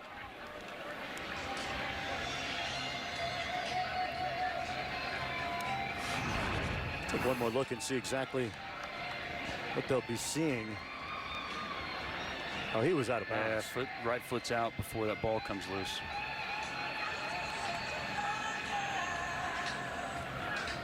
Nice job adjusting to the football by Denzel Mims. And he's out before that ball comes out for sure. What do you make of the way that the Oklahoma corners have acquitted themselves this week? Because they came under a lot of scrutiny during that Iowa State game, right? I think Trey Brown's played pretty well today. He's been able to break on the football relatively well. Parnell Motley's getting picked on a little bit. They seem to have gone to his side several times. It's a talented Baylor wide receiver core. Got to give those guys credit. Right. They got some big talented receivers. Charlie Brewer's starting to put together a heck of an afternoon. 25 of 35 for almost 250 yards.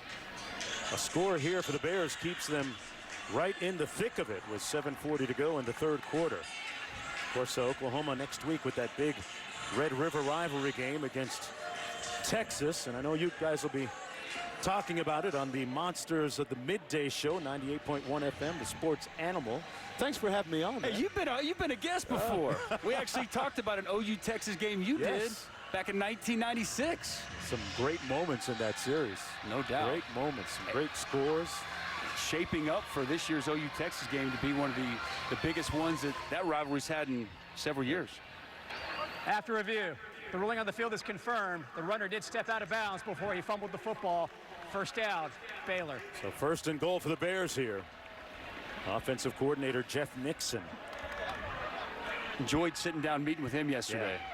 You know, a guy who spent 10 years in the National Football League from 2007 to 16 and came with his former college roommate, Matt Rule, here to Baylor last season. Spent time together at Penn State. Jalen Hurd back in the backfield. Kobe Bullard, the fullback, leading the way. Down to the 1 yard line. Hurd, boy, he still has that strength to move the pile, doesn't he? What I like is the patience, and you see the jump cut. And whenever he sees it, he explodes through the hole. I'd be shocked if we don't see a very similar play here on second down. Brewer looked like he keeps it, but no surge on that offensive line. He comes up a few inches short of the goal line. Third and goal coming up. Clock running with 7 minutes to go. And now they give him a touchdown. Wow. They're going to give it to him as they unpiled and unpacked the bodies. They ruled that he got in. Initially, it didn't look like he crossed the plane. Wow. He must have kept just fighting, driving. Great shot down the line here. A fantastic camera crew. Boy, bodies just everywhere. I'm not sure how you can tell. It is an inexact science. Jalen Hurd gonna help him out. Gonna grab him and push him forward. That ball is over the line, yeah. Heads up play by Mr. Doing everything today, Jalen Hurd. Catching it, running it, pushing his quarterback into the end zone. By any means necessary, Baylor back in this.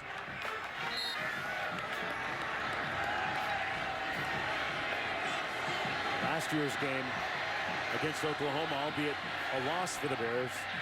Late in the game, they got to within 3. Remember, they missed an extra point earlier in this game. Right now, it's 35-23. Brewer with his third rushing touchdown this season.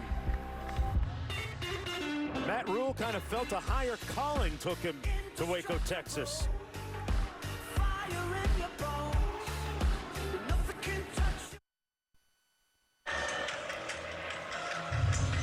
Welcome back, everyone. That touchdown makes it a 35-23 game. Mark Jones, Dusty Dvorak, Malia McGrath, who rode in on the Boomer Schooner today. In front of this sellout crowd, the 120th straight. Well, as we honor those who serve, brought to you by Navy Federal Credit Union. Travis DeGrade of Oklahoma, the scout team linebacker, and the Army National Guard. Part of the crew, along with Josh Schenk on the Oklahoma scout team, linebacker as well, Army ROTC member. There's Travis DeGrade and Schenk, a part of scout team guys, very unheralded, but They serve a great purpose in more ways than one. Integral part of college football teams all throughout the country. We appreciate their service. See how Oklahoma responds here. Sermon brought down at the 25-yard line. Dusty, Sermon, Sutton, Kennedy, Pledger, we've seen at tailback today. All those pieces added up together still really don't replace Anderson, do they? Rodney Anderson, a special player, one of the premier running backs in college football. They lost him week 2, and they're trying to do it running back by committee, but there's still a void there in the running back room. Guy that was going to be a first-round pick by all accounts. It's Murray on the run. You know, last week we showed you the ROTC guys on the scout team, and Army last week left the locker room here at Oklahoma as clean as it was when they first got here. I mean, that's real respect, Dusty. And that's fantastic. First of all, Army came in and played a heck of a football game, and how classy is that to completely clean up the mess that they left. Utmost respect for that Army football team. Jeff Monken doing a fantastic job, and we very much appreciate their service as well. Makes you feel great about the people serving our country, protecting our interests abroad. Murray. Tell you what, he's fun to watch. Out to the 37-yard line. Got a nice block from Trey Sermon, but Kyler Murray moves the chains on a 13-yard gain. Well, this is what you hate as a defensive coordinator. It's pretty good initial pass rush up the field, but now Kyler Murray is going to get a chance to see it. He sees the hole, he takes off running, and there's nothing that the defense can do to stop it. That's a 3rd and long situation where you play great defense, but the quarterback, too tough to stop. He pulls it out on the RPO down the sidelines. It's caught but out of bounds, intended for Miller.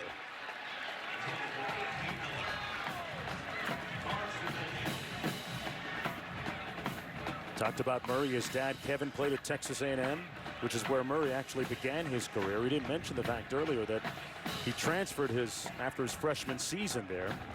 His uncle Calvin played 5 years in the major leagues as well.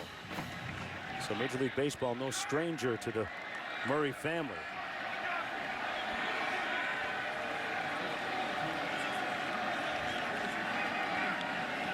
Oakland A's love his speed and power. Well, so do the Sooners. It's not news. Complete out to the 46 to Marquise Brown. And folks, tonight right here on ABC, expect whiteout conditions in the top 10. 2 teams battle it out. Number 4 Ohio State, number 9 Penn State at Beaver Stadium, 7:30 p.m. Eastern Time, 6:30 local. And Murray hands it off to Sermon. So you're going to go with Ohio State? Yes. In Happy Valley. On the road. Wow. Haskins playing so good this year at the quarterback spot. He's as good at that position as I've seen this year as well. 16 touchdowns, 1 pick. Taking care of the football. He's got 2 games of 5+ touchdowns. Yeah. A lot of offense in that game tonight. Pretty polished as a passer. Much like this young man. Kyler Murray throwing the football at a very high level here this afternoon.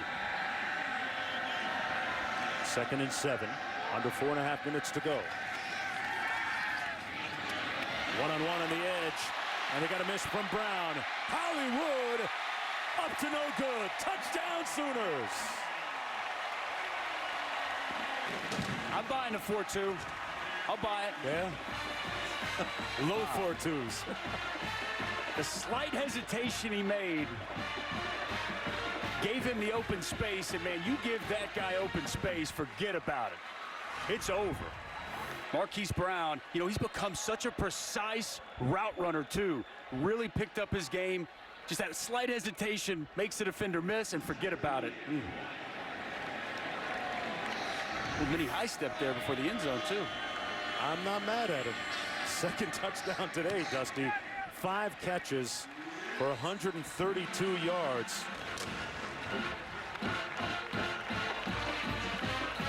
The Sooners love this one.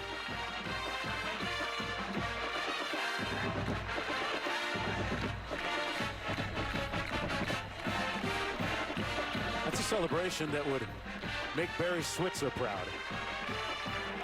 Former coach here at Oklahoma. Yeah.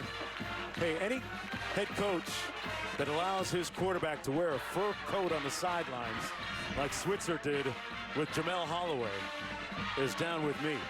Wow, explosive plays, the story of the day for the Oklahoma Sooners. That's exactly what defensive coordinator Phil Snow of Baylor said they could not allow to happen.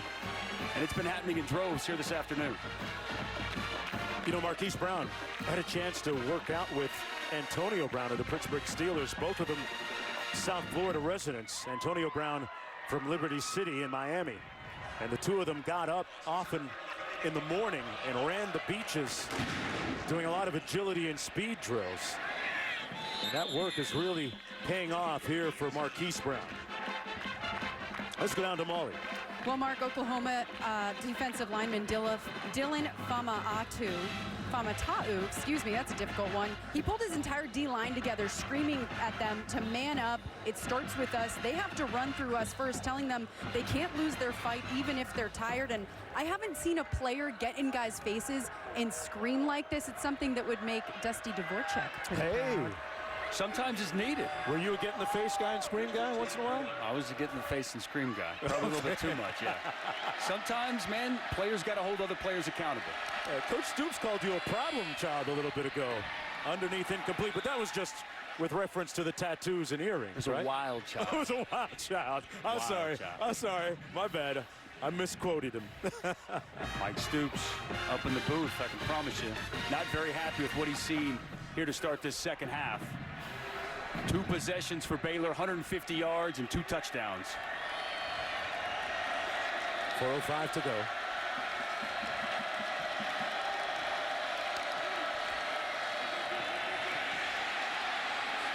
Brewer put the pump fake on the defense. And he runs for the first down. What do you think Coach Stoops' reaction was?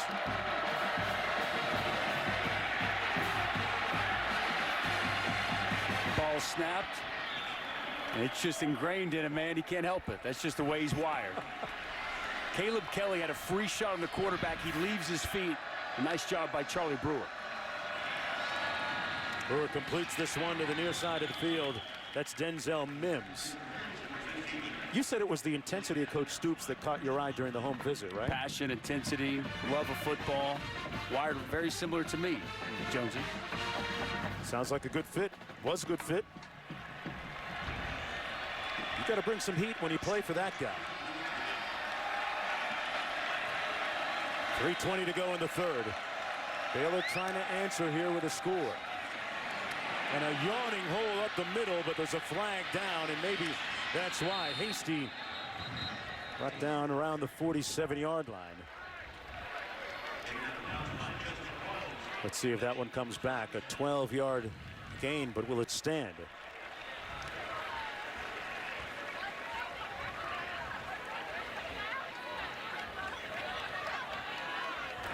Holding, number 52, offense, 10-yard penalty, still second down.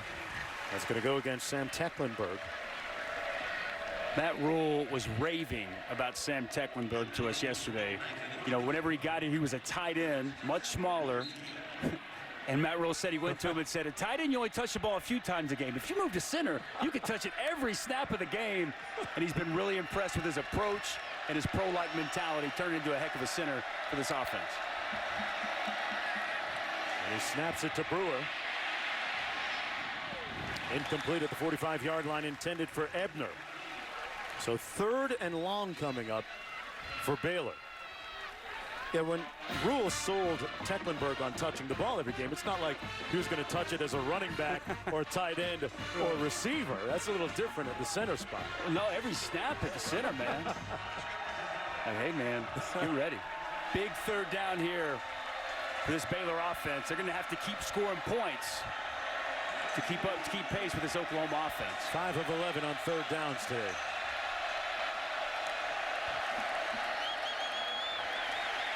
Brewer sacked at the 25. It got to him. Ronnie Perkins got there first.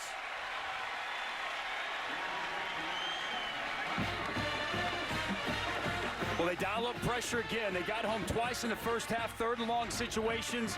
And Mike Stoops, he's going to bring a couple of linebackers. And Ronnie Perkins, the one that's able to finish the job. Caleb Kelly, Mark Jackson back there before Ronnie Perkins, able to get Charlie Brewer on the ground. C.D. Lamb back for this punt. Drew Kalitz takes an Oklahoma bounce and then comes back in favor of Baylor and is down to the 35-yard line. 40 yards and nothing on the return with 1:59 to go. And a radiant sky spattering down on a benevolent field here in Norman. Kansas City against the Broncos. Monday Night Football. Patrick Mahomes high-fiving Chiefs in action, taking on Von Miller and the Broncos, 8:15 Eastern time. What do you make of this matchup, partner? Man, Von Miller better get there and get there quickly, because you give Patrick Mahomes more than 2 seconds, forget about it. He's got weapons outside, and he will shred you. That's going to be a great matchup. Von Miller, one of the great pass rushers in the NFL.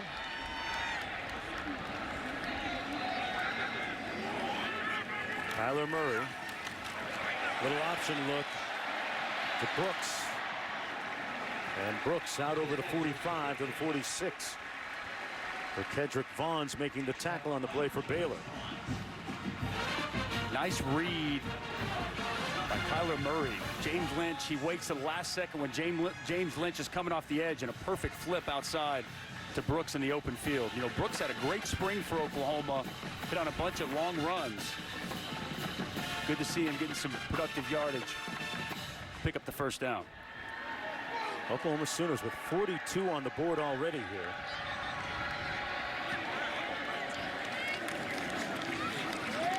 Murray on the edge.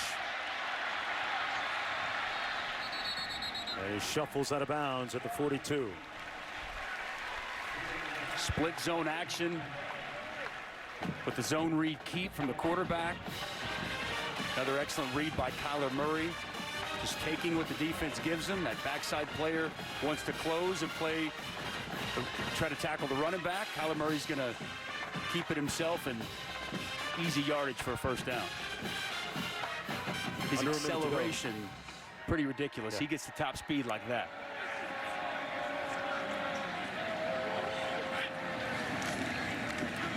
He hands it off this time. Nowhere to go at the 43-yard line for Trey Sermon, who set a career high of 148 yards rushing against Baylor in this game last year. Clock running with 32 seconds to go. Nice play inside by Ira Lewis, number 9, the senior. Had an outstanding year last year as a junior. Really one of the vocal leaders of this Baylor Bear defense. Strong, penetrates inside. Nice play, first down.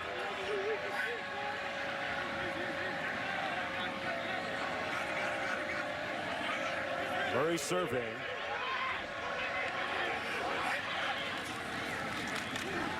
Hands it off. And a nice edge there by Sermon. Got to it. But there's a flag down back at the 43. I think they're going to get Cody Ford on a hold out there on the edge. Holding, number 74, offense, 10-yard penalty. Will extend the quarter for one on time down. All right, there you go. They're going to run one more.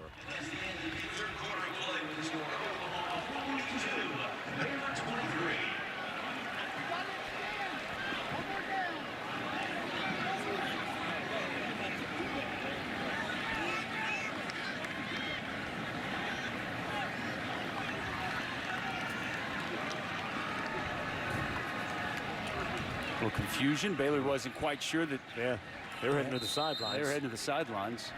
Ball at the 48. One on time down.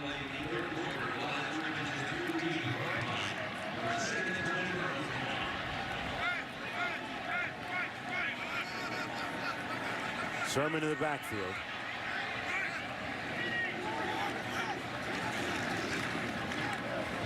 Sermon on the catch. Running to daylight.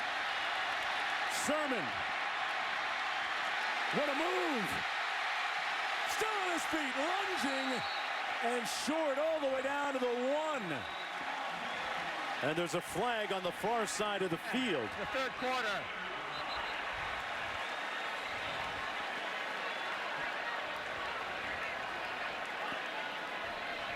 So there was an untimed down to play to end the last quarter. The last play anyway, an untimed down. See if we have to do it again here on this flag. A spirited run though by Trey Sermon. Excellent job making a couple of guys miss, reversing field. Personal foul, face mask on the defense. That penalty will be forced half the distance to the goal. And again, we will extend the period for one untimed down. Vicious stiff arm there from Trey Sermon. I believe it was B.J. Thompson, the recipient of that. Outstanding run after the catch by Trey Sermon. And right now they're inches away from the goal line as a result. Oklahoma calls a timeout. They're going to talk it over. The official calls them back out. They stole a little time on the sidelines. One more look at this play. And a swing route. Make a couple guys miss. Watch him just reverse field. Go completely the other side. Ooh, making guys miss. Goal to go. Touchdown Sooners. Murray keeps it himself.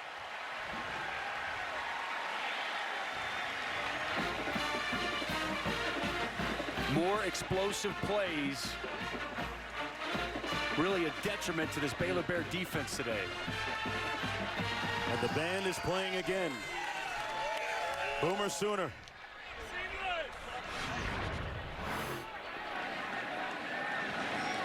Kyler Murray getting a little escort in from a defensive tackle in the backfield. Representing the 9-4. 94. He's wearing it well. Never put me in the backfield. And now we have the end of the third quarter. Intensity on the field and intensity in the booth. Defensive coordinator Stoops got that fire. That's what Dusty loves. Back after this message and a word from our ABC stations. Welcome back to College Football on ABC, presented by Walmart. And dad and son, perhaps, counting the number of points, each one translated into a high five. Is that 49? We did it in fast time. Oh, okay. I was going to say they're not cheating us. We clipped the end of it.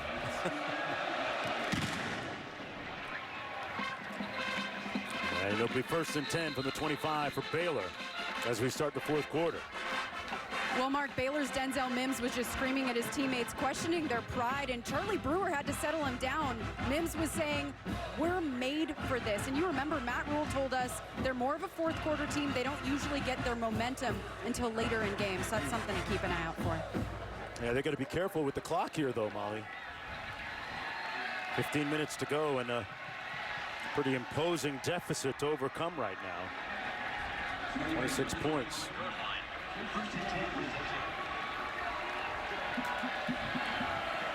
There's a look at the emotional Mims.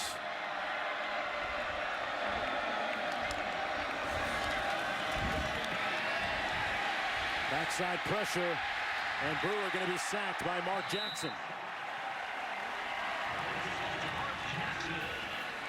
This has been a problem all day for Baylor. The left side of the offensive line, it's Jake Morgan. He's just going to get beat. We've seen this quite a bit today. Mark Jackson even working through the chip from the running back, getting Charlie Brewer to the ground. That's the 4th sack of the day for the Sooners defense. Handoff is to Hasty. And what a hit. Man, he brought that smoke on that one. Khalil Houghton. Let's listen to this one.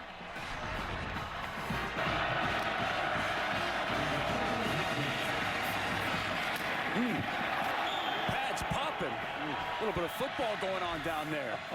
Wow, Khalil Houghton brought a little bit more to the table. See Mike Stoops bring a lot of pressure in these situations today. 3 sacks on 3rd and long. Here it comes again. Brewer stays alive and finds his receiver at the 38-yard line for first down, and a late flag. Looks like we have a roughing the passer penalty going to go against Kenneth Murray.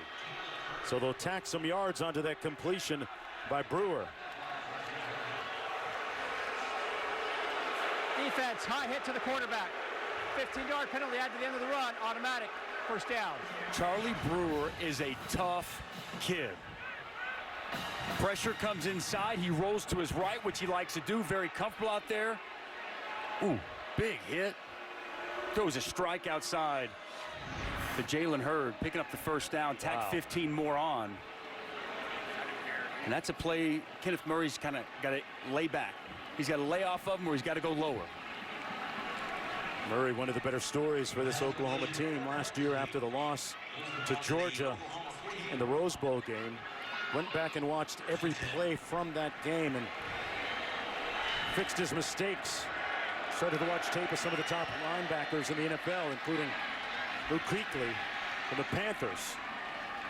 They found a little seam in the defense. Murray in on that tackle on Jalen Hurd.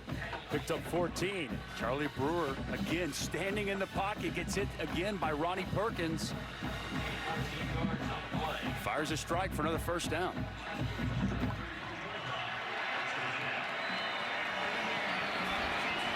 Brewer throws it out of bounds. Closest receiver was Chris Platt.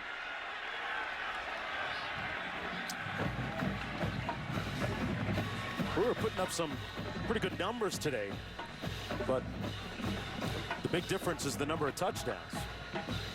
And that really counts. Yes, it does. I'm sorry, that counts.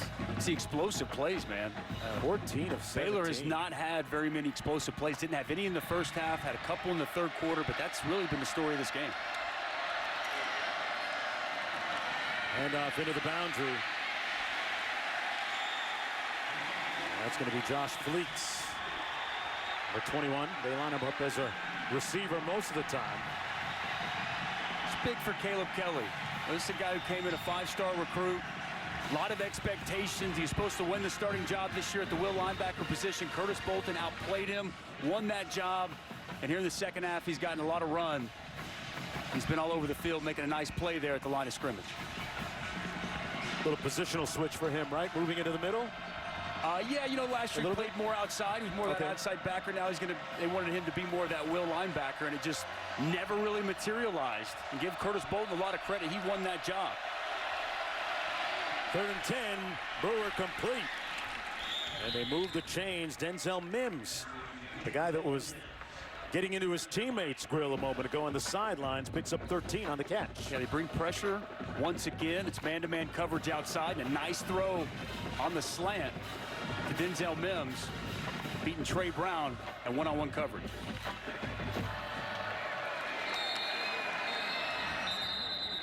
Whistle, they're going to blow this dead, and Oklahoma going to call a timeout. Timeout, Oklahoma, first of the half. Timeout on the field. Got 2 remaining. Sooners trying to stay perfect on the season at 5-0 perhaps when we return. Tonight right here on ABC, a top 10 battle, big time matchup. Number 4 Ohio State, number 9 Penn State at Beaver Stadium, 7:30 p.m. Eastern Time, 6:30 Central on ABC and live on the ESPN app, so you can watch the game anywhere. Baylor with the ball from the 22. 1st and 10 for Brewer. On the slant, dropped by Denzel Mims, who has been a leader by example in a good way for most of this second half. Should have caught this one, though. Well, that's the one thing. If you're going to go over the sidelines and you're going to yell and scream at your teammates, you best catch those passes. Yeah, Mulder McGrath reporting a little bit earlier. He was in his teammates' faces, imploring them, saying, "We are made for this." 12 minutes to go. Brewer. And throws it out of bounds. He was out of the pocket and the ball went beyond the line of scrimmage, so no grounding. Ronnie Perkins in hot pursuit. Ronnie Perkins is putting himself together one heck of a football game. The true freshman defensive lineman. He's been all over the field today as a great pass rusher. I mean, no one blocks him. I mean, Giancarlo Valentine, he steps to the right, and he just gets a scot-free release. And Ronnie Perkins, a nice quarterback pressure once again, but he's been very active. And, man, can he get up the field for a defensive lineman? 3rd and 10. Brewer incomplete behind his receiver, Hasty. And 4th down coming up for Baylor. Within field goal range here for Connor Martin. Martin is 7 of 9 on the season. And Matt Rule, teaching moment for the head coach of the Bears. Connor Martin in field goal formation for Baylor. It will be a 39-yard attempt. Martin 8 of 10 on the season, made one earlier today from 32 yards. Big mistake by the Oklahoma defense. Too many men on the field. This will drive a coach crazy. Before the illegal substitution of 12 on defense, Oklahoma called a timeout. Oh, so they got it first. They ID'd it before they threw the flag. That's their 2nd of the half. Have to understand when they call for field goal block, who's on the field, who's not on the field. It's a miscommunication. I can promise you Lincoln Riley not very happy about that. Yeah, the Oklahoma Sooners, the number 6 ranked team in the country, coming into the game here, and Rule was a little upset about this last sequence as well.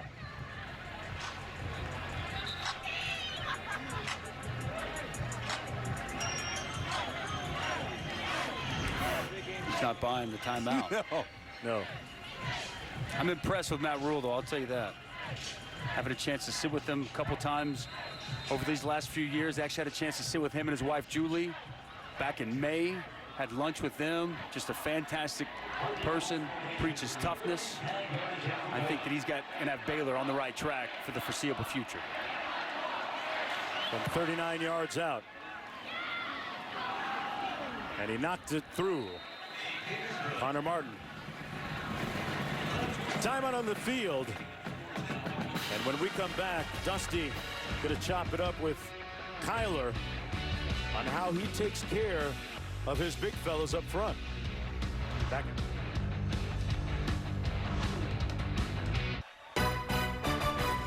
College football on ABC is presented by Walmart. Discover more ways to shop at Walmart today. And in part by Pacific Life. Experience the power of Pacific. There's a library on campus started with 53 books provided by the school's first president, but now houses over 6 million volumes, Dusty. What's the over-under on how many of those I read? Double digits? You might want to take the under. Take the under. A little bit earlier, Dusty had a chance to talk to quarterback Kyler Murray about how to take care of his big guys up front. We go out every Wednesday. We go out, take them out to eat every Wednesday. Smart man. Yeah. No, you got to take care of the big guys, and it's been working so far. I think I've gotten sacked maybe twice this season, so we're trying to keep that tradition going. Quarterback's a smart man when he's taking care of the big fellas up front. Those guys do a fantastic job protecting him. So he's got a little change in his pocket. He's going to take care of them. Hey, man, when you signed that $4.6 million deal with the A's, feel more than your leg when you reach in your pocket. CeeDee Lamb with a reception out to the 31-yard line. And he's sacked only twice today, 6 on the season. Speaking of taking care of your big guys, and taking care of your partner like you were supposed to, your wife Lacey told me she's going to send a doggy bag of those ginger goodies for dessert. Pumpkin spice. It's fall time, man. Yeah, and I forgot. I'm still waiting, bro. I know. Big disappointment on that one. I'm not going to lie to you. incomplete on that pass. I'm no Kyler Murray, man. What you want? I'm sorry. You don't deliver like I hooked you up for dinner last night. You can't expect it every day. Jeez, Jonesy. I was expecting the next day follow-through. 3rd down and 4 coming up. They'll be in the mail. Thanks. I'll be looking. It's been otherwise a pretty perfect day for Murray in that offense. 49 points.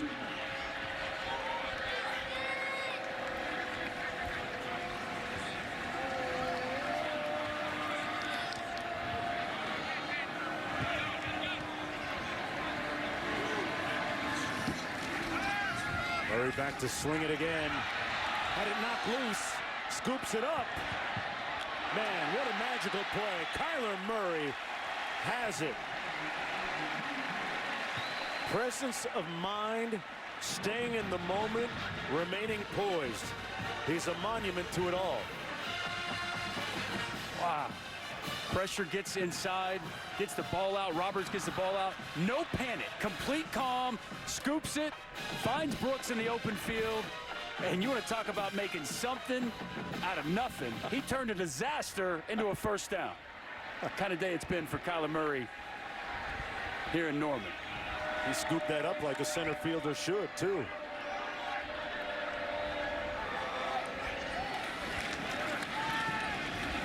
Inside handoff this time to Brooks. And Brooks is stopped up at the 38-yard line. Dusty, I don't think you can overstate how tough it can be replacing a guy like Baker Mayfield. The presence that Mayfield had on the field with his teammates. And speaking of baseball, that's Kyler Murray. Nice looking glove. Nice little scoop. Whoop. Just the poise. Not worried, calm.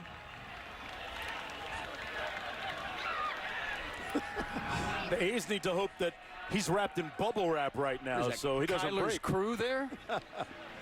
We'll be back after this. You a style guy, or? I'd say pride in the fashion world. I don't know. We can do skinny jeans. We can do suits. I don't get to wear suits a lot, but I feel I take pride in being versatile as far as What about me? How's my dress game? I think I could pull it off, but I don't see myself wearing it. Yeah. Very good. Yeah. I think you got some cred from him out there. I really do. He's killing me, man. I do. No, I think you got some cred. Another reception on the seam route. Still on his feet. Deep into Baylor territory. Brandon Willis with the catch. That was an impressive catch. Hey, Kyler Murray would love the jacket that you're sporting today. Well, I would hope so. But yeah, he was killing my dress game the other day, man. He wasn't having it. I think I saw him wearing some Versace in some of his sound bites that I was looking at earlier this week. He's got a fat wallet. He can wear whatever he wants, 4.6 mil. You know, he's not dressing like everybody else, wearing, American Eagle skinny jeans like everybody else. You don't even know what American Eagle is. Big hole up the middle. Brooks dressed for success.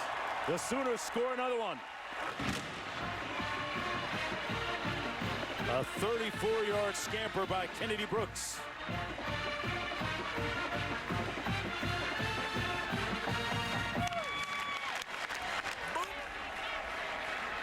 Another explosive play for this Oklahoma offense. This one on the ground. Big hole opened up, pulled both backside guard and tackle. Big hole opens up. Kennedy Brooks going to follow Bobby Evans. Hits it downhill as he strolls into the end zone. As they continue to pile up the points. Up 30 with 9:08 to go. Tell you what, Kyler Murray is going to be taking out his offensive line, and offensive line might want to bring a few friends too after this game. Wide receivers, they say, hey man, what about us? Well, last week against Army, they ran just 40 plays. Today, 49.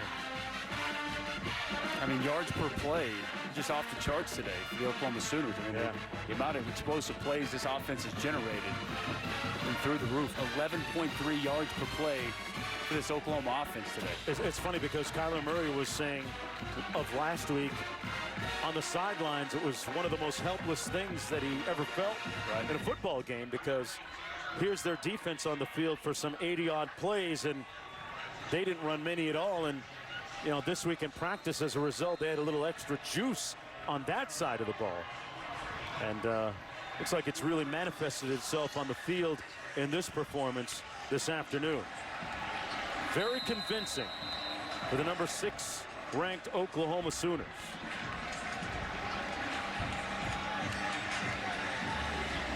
That was one area that I was just going to mention. If there's one area you want to nitpick on this offense, they haven't run the football with the running backs very effectively. Then they hit a big chunk run, the massive gaping hole that Kennedy Brooks took advantage of.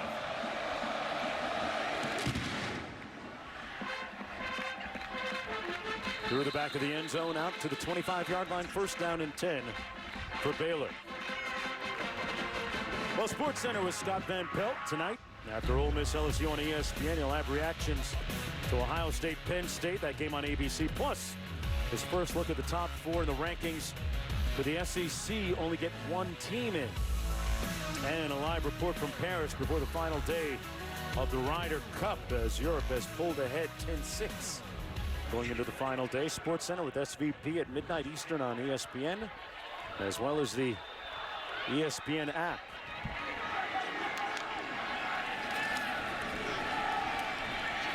Brewer got rid of it just in time. Hurd up the sidelines, made a nice move and into Oklahoma territory at the 48-yard line. Jalen Hurd, their leading receiver, coming into the game tonight. Picked up 26. Brendan Radley-Hiles goes by Buki, the true freshman. Gambled on that play, tried to undercut the route. Gets there a step late, and Jalen Hurd, a nice run after the catch. His mom calls him Buki, I call him Buki too. 8:43 to go.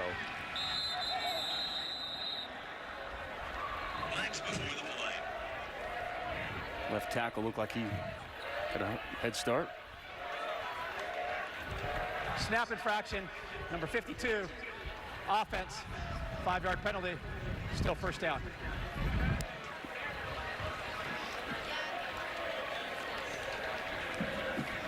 Converted tight end, Sam Tecklenburg.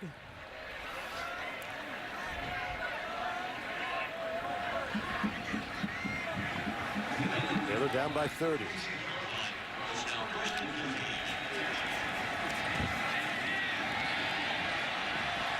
Brewer complete to Denzel Mims. They've got some good weapons on this offense. In fact, no shortage of speed either. 6 players on this Baylor squad run for the Baylor track program, which is perennially one of the top teams in the nation.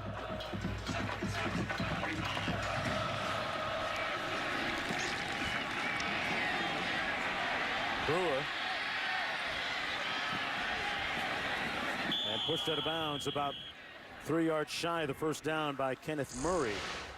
Oklahoma with a 27.8% chance to make the college football playoff. The Virginia Mountaineers next at 1.6.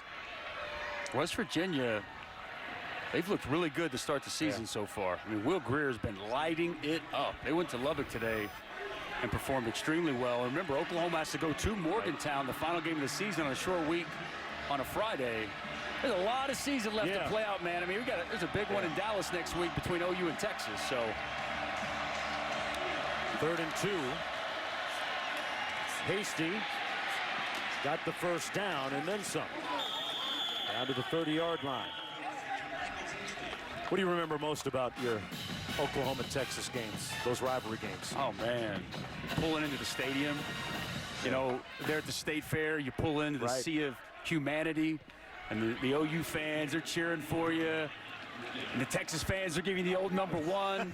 But then, man, coming down that ramp, and when you walk out on that field, the burnt orange, the crimson, it's a thing of beauty.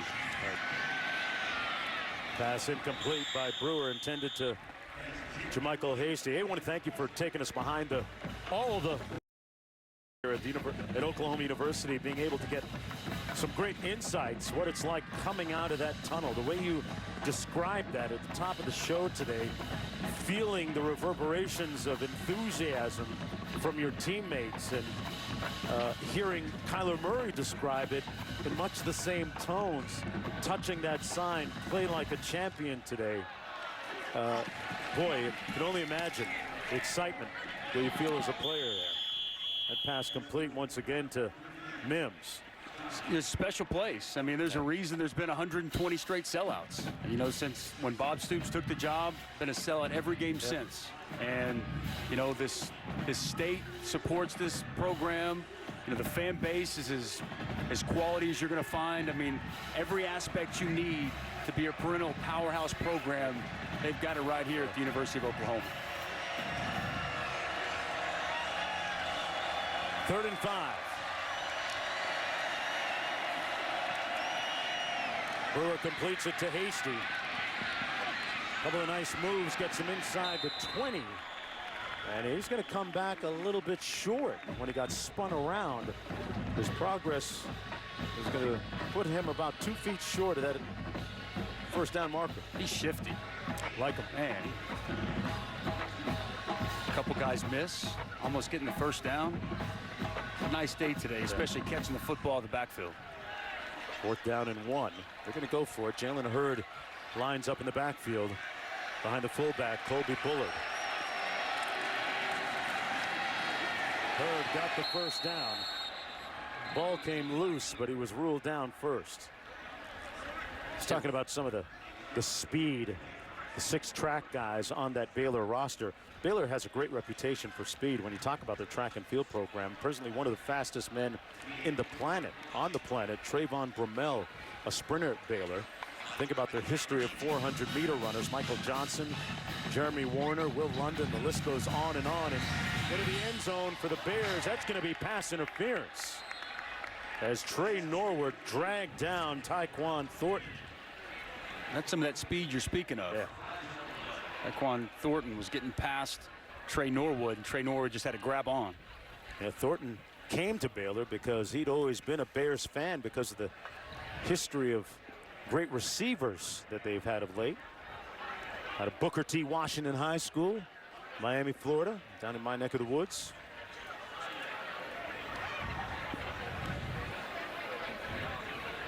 Pass interference, number 13. Defense, 15-yard penalty from the previous spot, automatic, first down.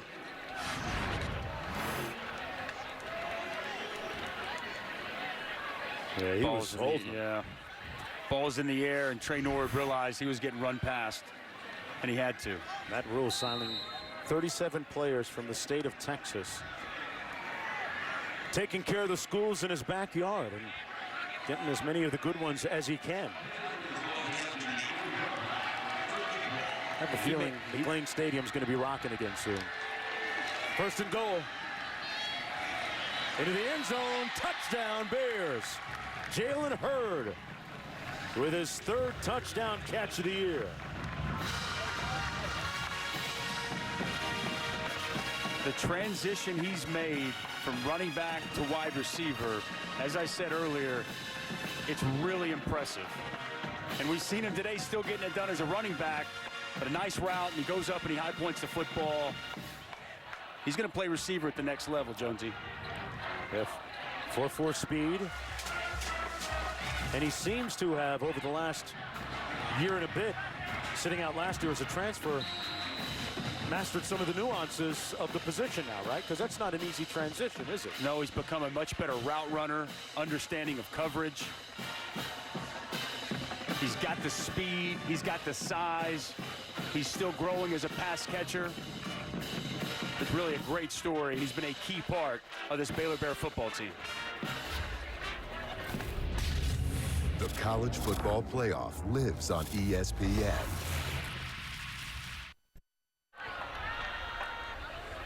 There's a look at Tennessee transfer Jalen Hurd, who scored the touchdown a moment ago. And now Baylor lining up for the onside kick. Got a good bounce, but fielded cleanly by the Sooners at midfield. Take a look at our Pacific Life game summary. Boy, the numbers continue to pile up for Murray. 7 touchdowns, 6 passing, 1 running. Okay, now, the numbers are gaudy today, like they have been. Where does he fit in the whole Heisman thing at this point? I know it's still early. Is he number 1? Is he number 2? Is he number 3? I mean, if you're asking me, somewhere in this order, no particular, there's still so much football left, but he's got to be in the conversation with Tua Tagovailoa, and I'd say Will Grier for me. I mean, if I was Haskins at Ohio State's got to be another name you throw in that consideration, but as far as quarterbacks go in the Heisman race, I think those guys are at the top of the list. New quarterback here, Austin Kendall. And Brooks breaking off another one. Proper. Touchdown, Sooners. Well, the defense got to get back on the field again, Dusty. Yes, they do. I would tell you what, this is a good sign for Oklahoma. They've been looking for a running back to step up and be that complimentary back for Trey Sermon. It sure feels like Kennedy Brooks may just be that guy. A great burst by Brooks. This is what he was doing in the springtime. He had, like, I think it was 8 60-plus yard runs in the spring that they had kept track of, and we've seen him here today with now his 2nd touchdown run of over 35 yards. 5'11" redshirt freshman from Mansfield, Texas. The second 60-point game of the season for the Sooners as we go back to the studio. What's up? Thanks, Jonesy. Florida State down 24-21 to Louisville with 1:25 left, and DeAndre Francois hits Naquan Murray, who brushes a defender off his shoulder and then takes off 58 yards, and that is how this one would end. The Noles win 28-24. Coming up at 7:30 Eastern right here on ABC, Miles Sanders and number 9 Penn State hosting number 4 Ohio State, the top 2 scoring offenses in the country under the lights. Next on ABC. Back to you. Miles Sanders wearing one of those medium shirts.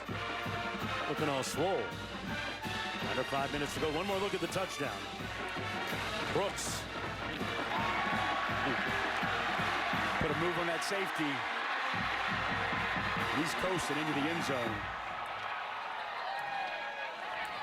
Everybody in the stands like it. The kids like it. I'm sure Lincoln Riley likes to see this kind of output from his offense, and we haven't done much talking about him today, but the job he's done in his 2nd season, taking over this program, really one of the great offensive minds in all of college football. That was their 11th chunk play of the day, 20 yards or more. 7 of them for touchdowns.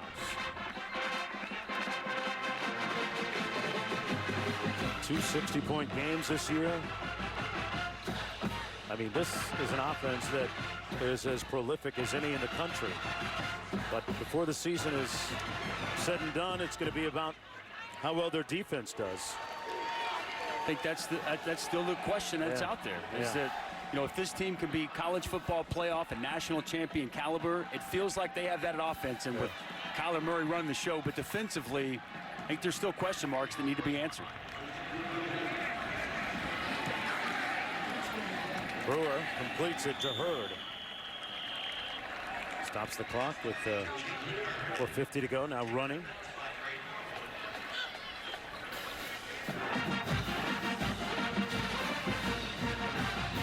Been impressed with Charlie Brewer today. His toughness, his accuracy with the football, being able to make plays off schedule. Very calm, relaxed kid when we sat with him yesterday afternoon. Sets his feet. Fires incomplete. That was dropped by Josh Fleets. Dusty, what do you make of the fact that we saw Jalen McClendon today for just 1 series? I almost thought that we were finished with the rotating quarterbacks, because Coach Rule's offensive coordinating staff, Jeff Nixon, they only played McClendon at the end of the game last week. Correct. Well, they said he got off to such a hot start against Kansas. They didn't want to pull him out. They want to roll with the hot hand. But I guess he didn't do enough here today. Interesting. Caught by Hasty. And Hasty out of bounds at the 35. Prior to Jalen McClendon coming in, Brewer hadn't done much, but McClendon came in for the one series, and then it was back to Brewer. And I mean, I thought he's been, you know, very good since he's come back after McClendon made a brief stint. Brewer trying to get his team to pick it up here. Brewer taking a shot on the post. Incomplete. Intended for Chris Platt, but Trey Brown there to break it up.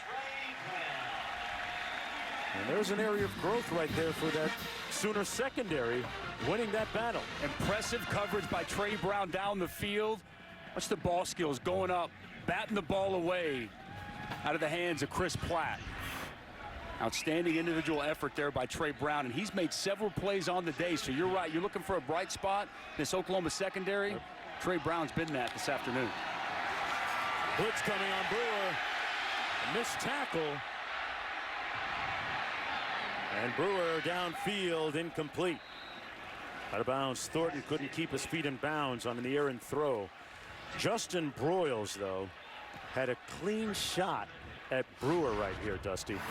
Yeah, they're going to bring Justin Broyles off the edge. No one touches him, and he just whiffs him. That's a play that I can assure you, when they watch that in the meeting room, the defensive staff not going to be happy. You only get so many opportunities as a defensive player to get a hit on a quarterback like that, and when you get them, you got to take advantage.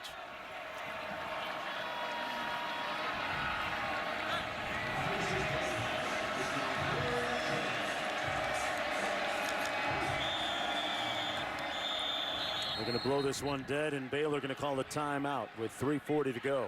Timeout. Baylor, first of the half, 30 seconds in length.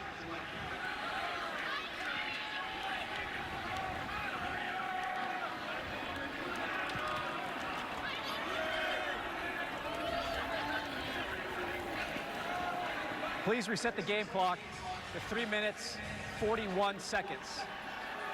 You know, we were talking earlier about the 37 players from the state of Texas since Matt Rule's been there that they've been able to bring in. That was one of the, selling points about that job, is that the proximity they're in and the type of players. And I thought one of the key things Matt Rule did when he got the job, he called Chad Morris, who was at SMU at the time. And, he talked to him about a guy who's not from the state of Texas. What should I do? How do I get in? Because Texas high school football coaches, you kind of got to be in that network, right?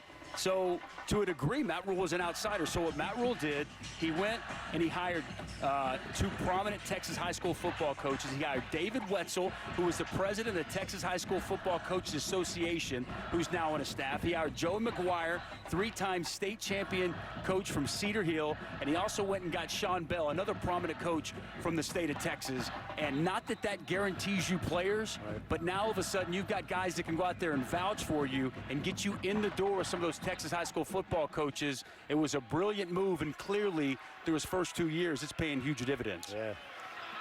Let's look at Sean Bell. Yeah, you got to have access. Yep. Somebody to open the door.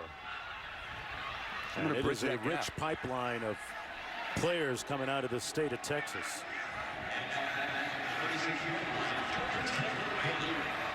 Mike Stoops up top from his perch, watching his defense. It's in a nice job today. Like plays like that. Broken up by Trey Norwood. Working against Josh Fleeks.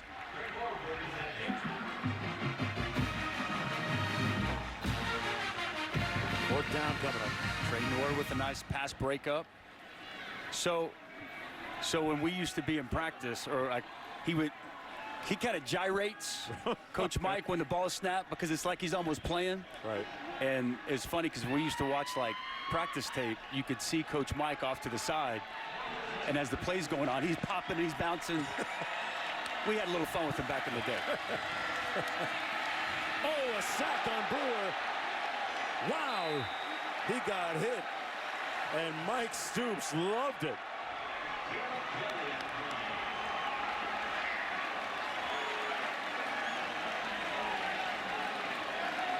Big hit by Caleb Kelly, who we were talking about a little bit earlier today.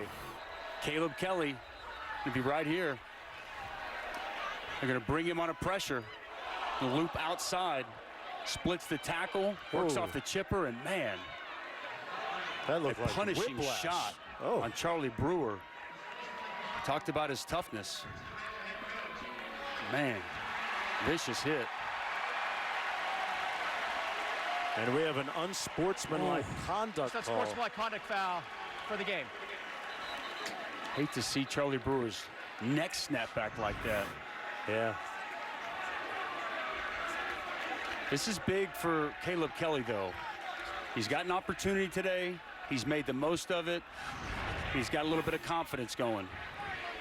Look at his head snap back. Hope that he's okay. Wow.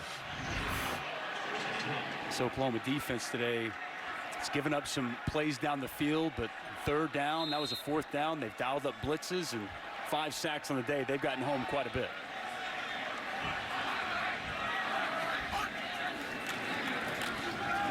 Handoff to Brooks. This Oklahoma offense piling up big-time numbers today offensively. Brooks has done a nice job here in the fourth quarter.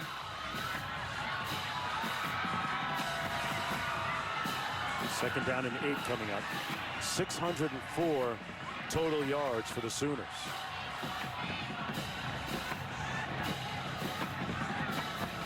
Austin Kendall in at quarterback still, in relief of Kyler Murray.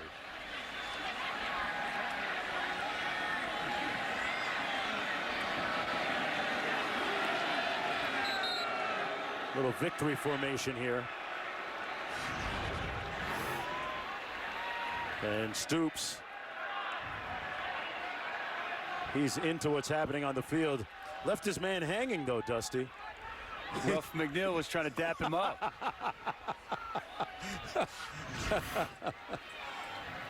He's too dialed in, man. Yeah. He wasn't feeling that. He's too locked in on the field. Hit him up in the postgame.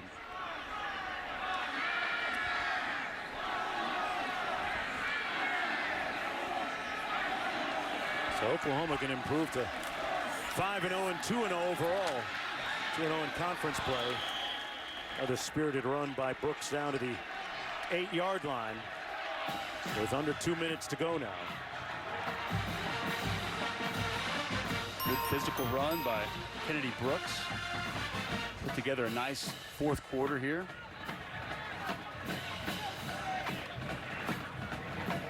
Definitely opened some eyeballs and put out his resume as to why he deserves more carries moving forward in Big 12 play. 26-yard field goal attempt here on 4th and 3. Seibert, who missed one late in regulation last week that would have won it for the Sooners in regulation, knocks that one through. It was interesting that Seibert took to social media to apologize for that missed field goal, even though his head coach Lincoln Riley didn't feel that he had to do something like that. But they had let his team down a little bit, even though they came back to win it. Biggest thing is the confidence with a kicker, right? You don't want that broken or fractured, because there's going to come a point in the time in the season where they're going to need him once again for a timely kick, and he wants to have that positive confidence in his head, knowing he can make the kick.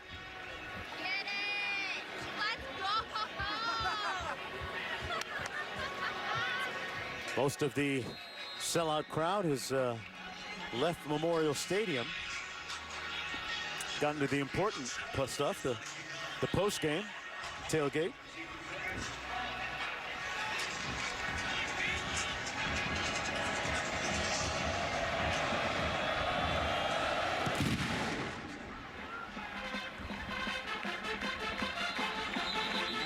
Come out once again to the 25-yard line. Been a great few days here in Norman, Oklahoma. Dusty getting access to the building and seeing the facilities, getting a workout in, no charge. Having a great meal at the Dvorak residence and spending some time with your wonderful family. It's been cool, man. Yeah. You know, definitely a blessing to get a chance to call a game on a field that I once played. And, you know, kind of nice not to have to get on an airplane. Get to hang out with my family a little bit more this week, and it was really special for me to have my team, you know, my crew and all of us get to have a productive meeting last night and break some bread and have a good time. Brewer found a man at the 40. Platt all the way down to the 15. Baylor's not going to stop until the clock says 0. Good on them as Chris Platt breaks free across the field and hits the sideline for a big gain. Runner stepped out of bounds at the 30-yard line, first down. This Oklahoma defense on the field for a lot of plays going back to the last couple of games. And I think that, you know, where you really have to kind of wonder, you know, what effect does this have on next week? 87 plays a week ago, over 90 plays here today. That accumulation of plays, man, that really starts to take its toll.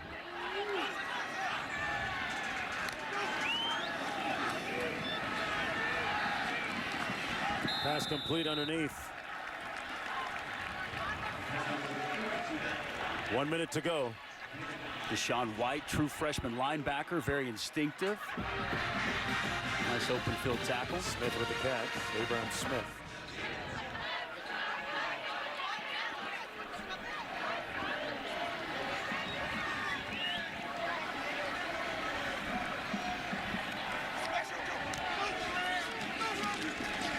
Brewer. Sideline incomplete. You know, the only thing that could make this weekend more complete for me would be to, I had a chance to hang with you. Coach Stoops came up in the booth. Met so many great people. I need to see Barry Switzer. Ah, the king. That's you know, amongst the annals of great college football coaches. Well, I can tell you he lives just right down the street. So on your way out, if you want me to give you his address, I'll tell him you're coming by. He is the king. Coach Switzer's awesome, man. He's a legend. Brewer. Tell you what, to see Brewer still in the ball game after taking that vicious whiplash-like hit on the last series really is a testament to his toughness. 23 seconds to go. Even that play right there, I mean, good pressure. You can just make something out of nothing, and that's what he's done to this point. This Baylor Bear football team.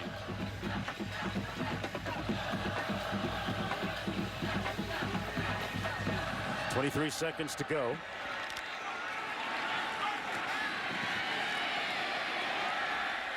Brewer wrestled to the ground at the 30 by Caleb Kelly, again finishing strong here in the second half. Of course, next week for the Sooners, we mentioned it, the big one, the rivalry game against Texas. Conversely, it'll be Kansas State on the menu for the Baylor Bears. Important game for Baylor next week. Kansas State's down right now. Been struggling a little bit this season. It'll be a game that they want, and a great opportunity for Matt Rhule to get his 4th win. Let's not forget, this was a 1-11 team last year, and they've already, you know, tripled their win total last year. It'll be 3-2 after this loss, but I still think the needle's heading in the right direction for Matt Rhule and his program.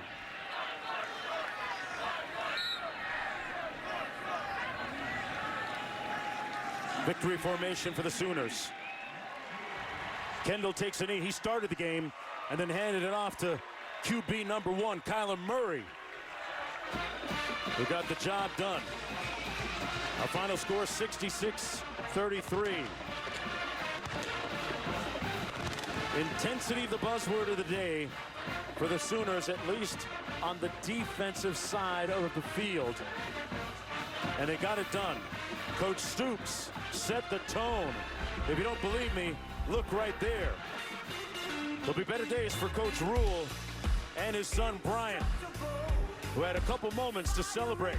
For Molly McGrath, Dusty Dvorak, I'm Mark Jones. Right now, we're going to send you to the studio for College Football Scoreboard. So long, everybody.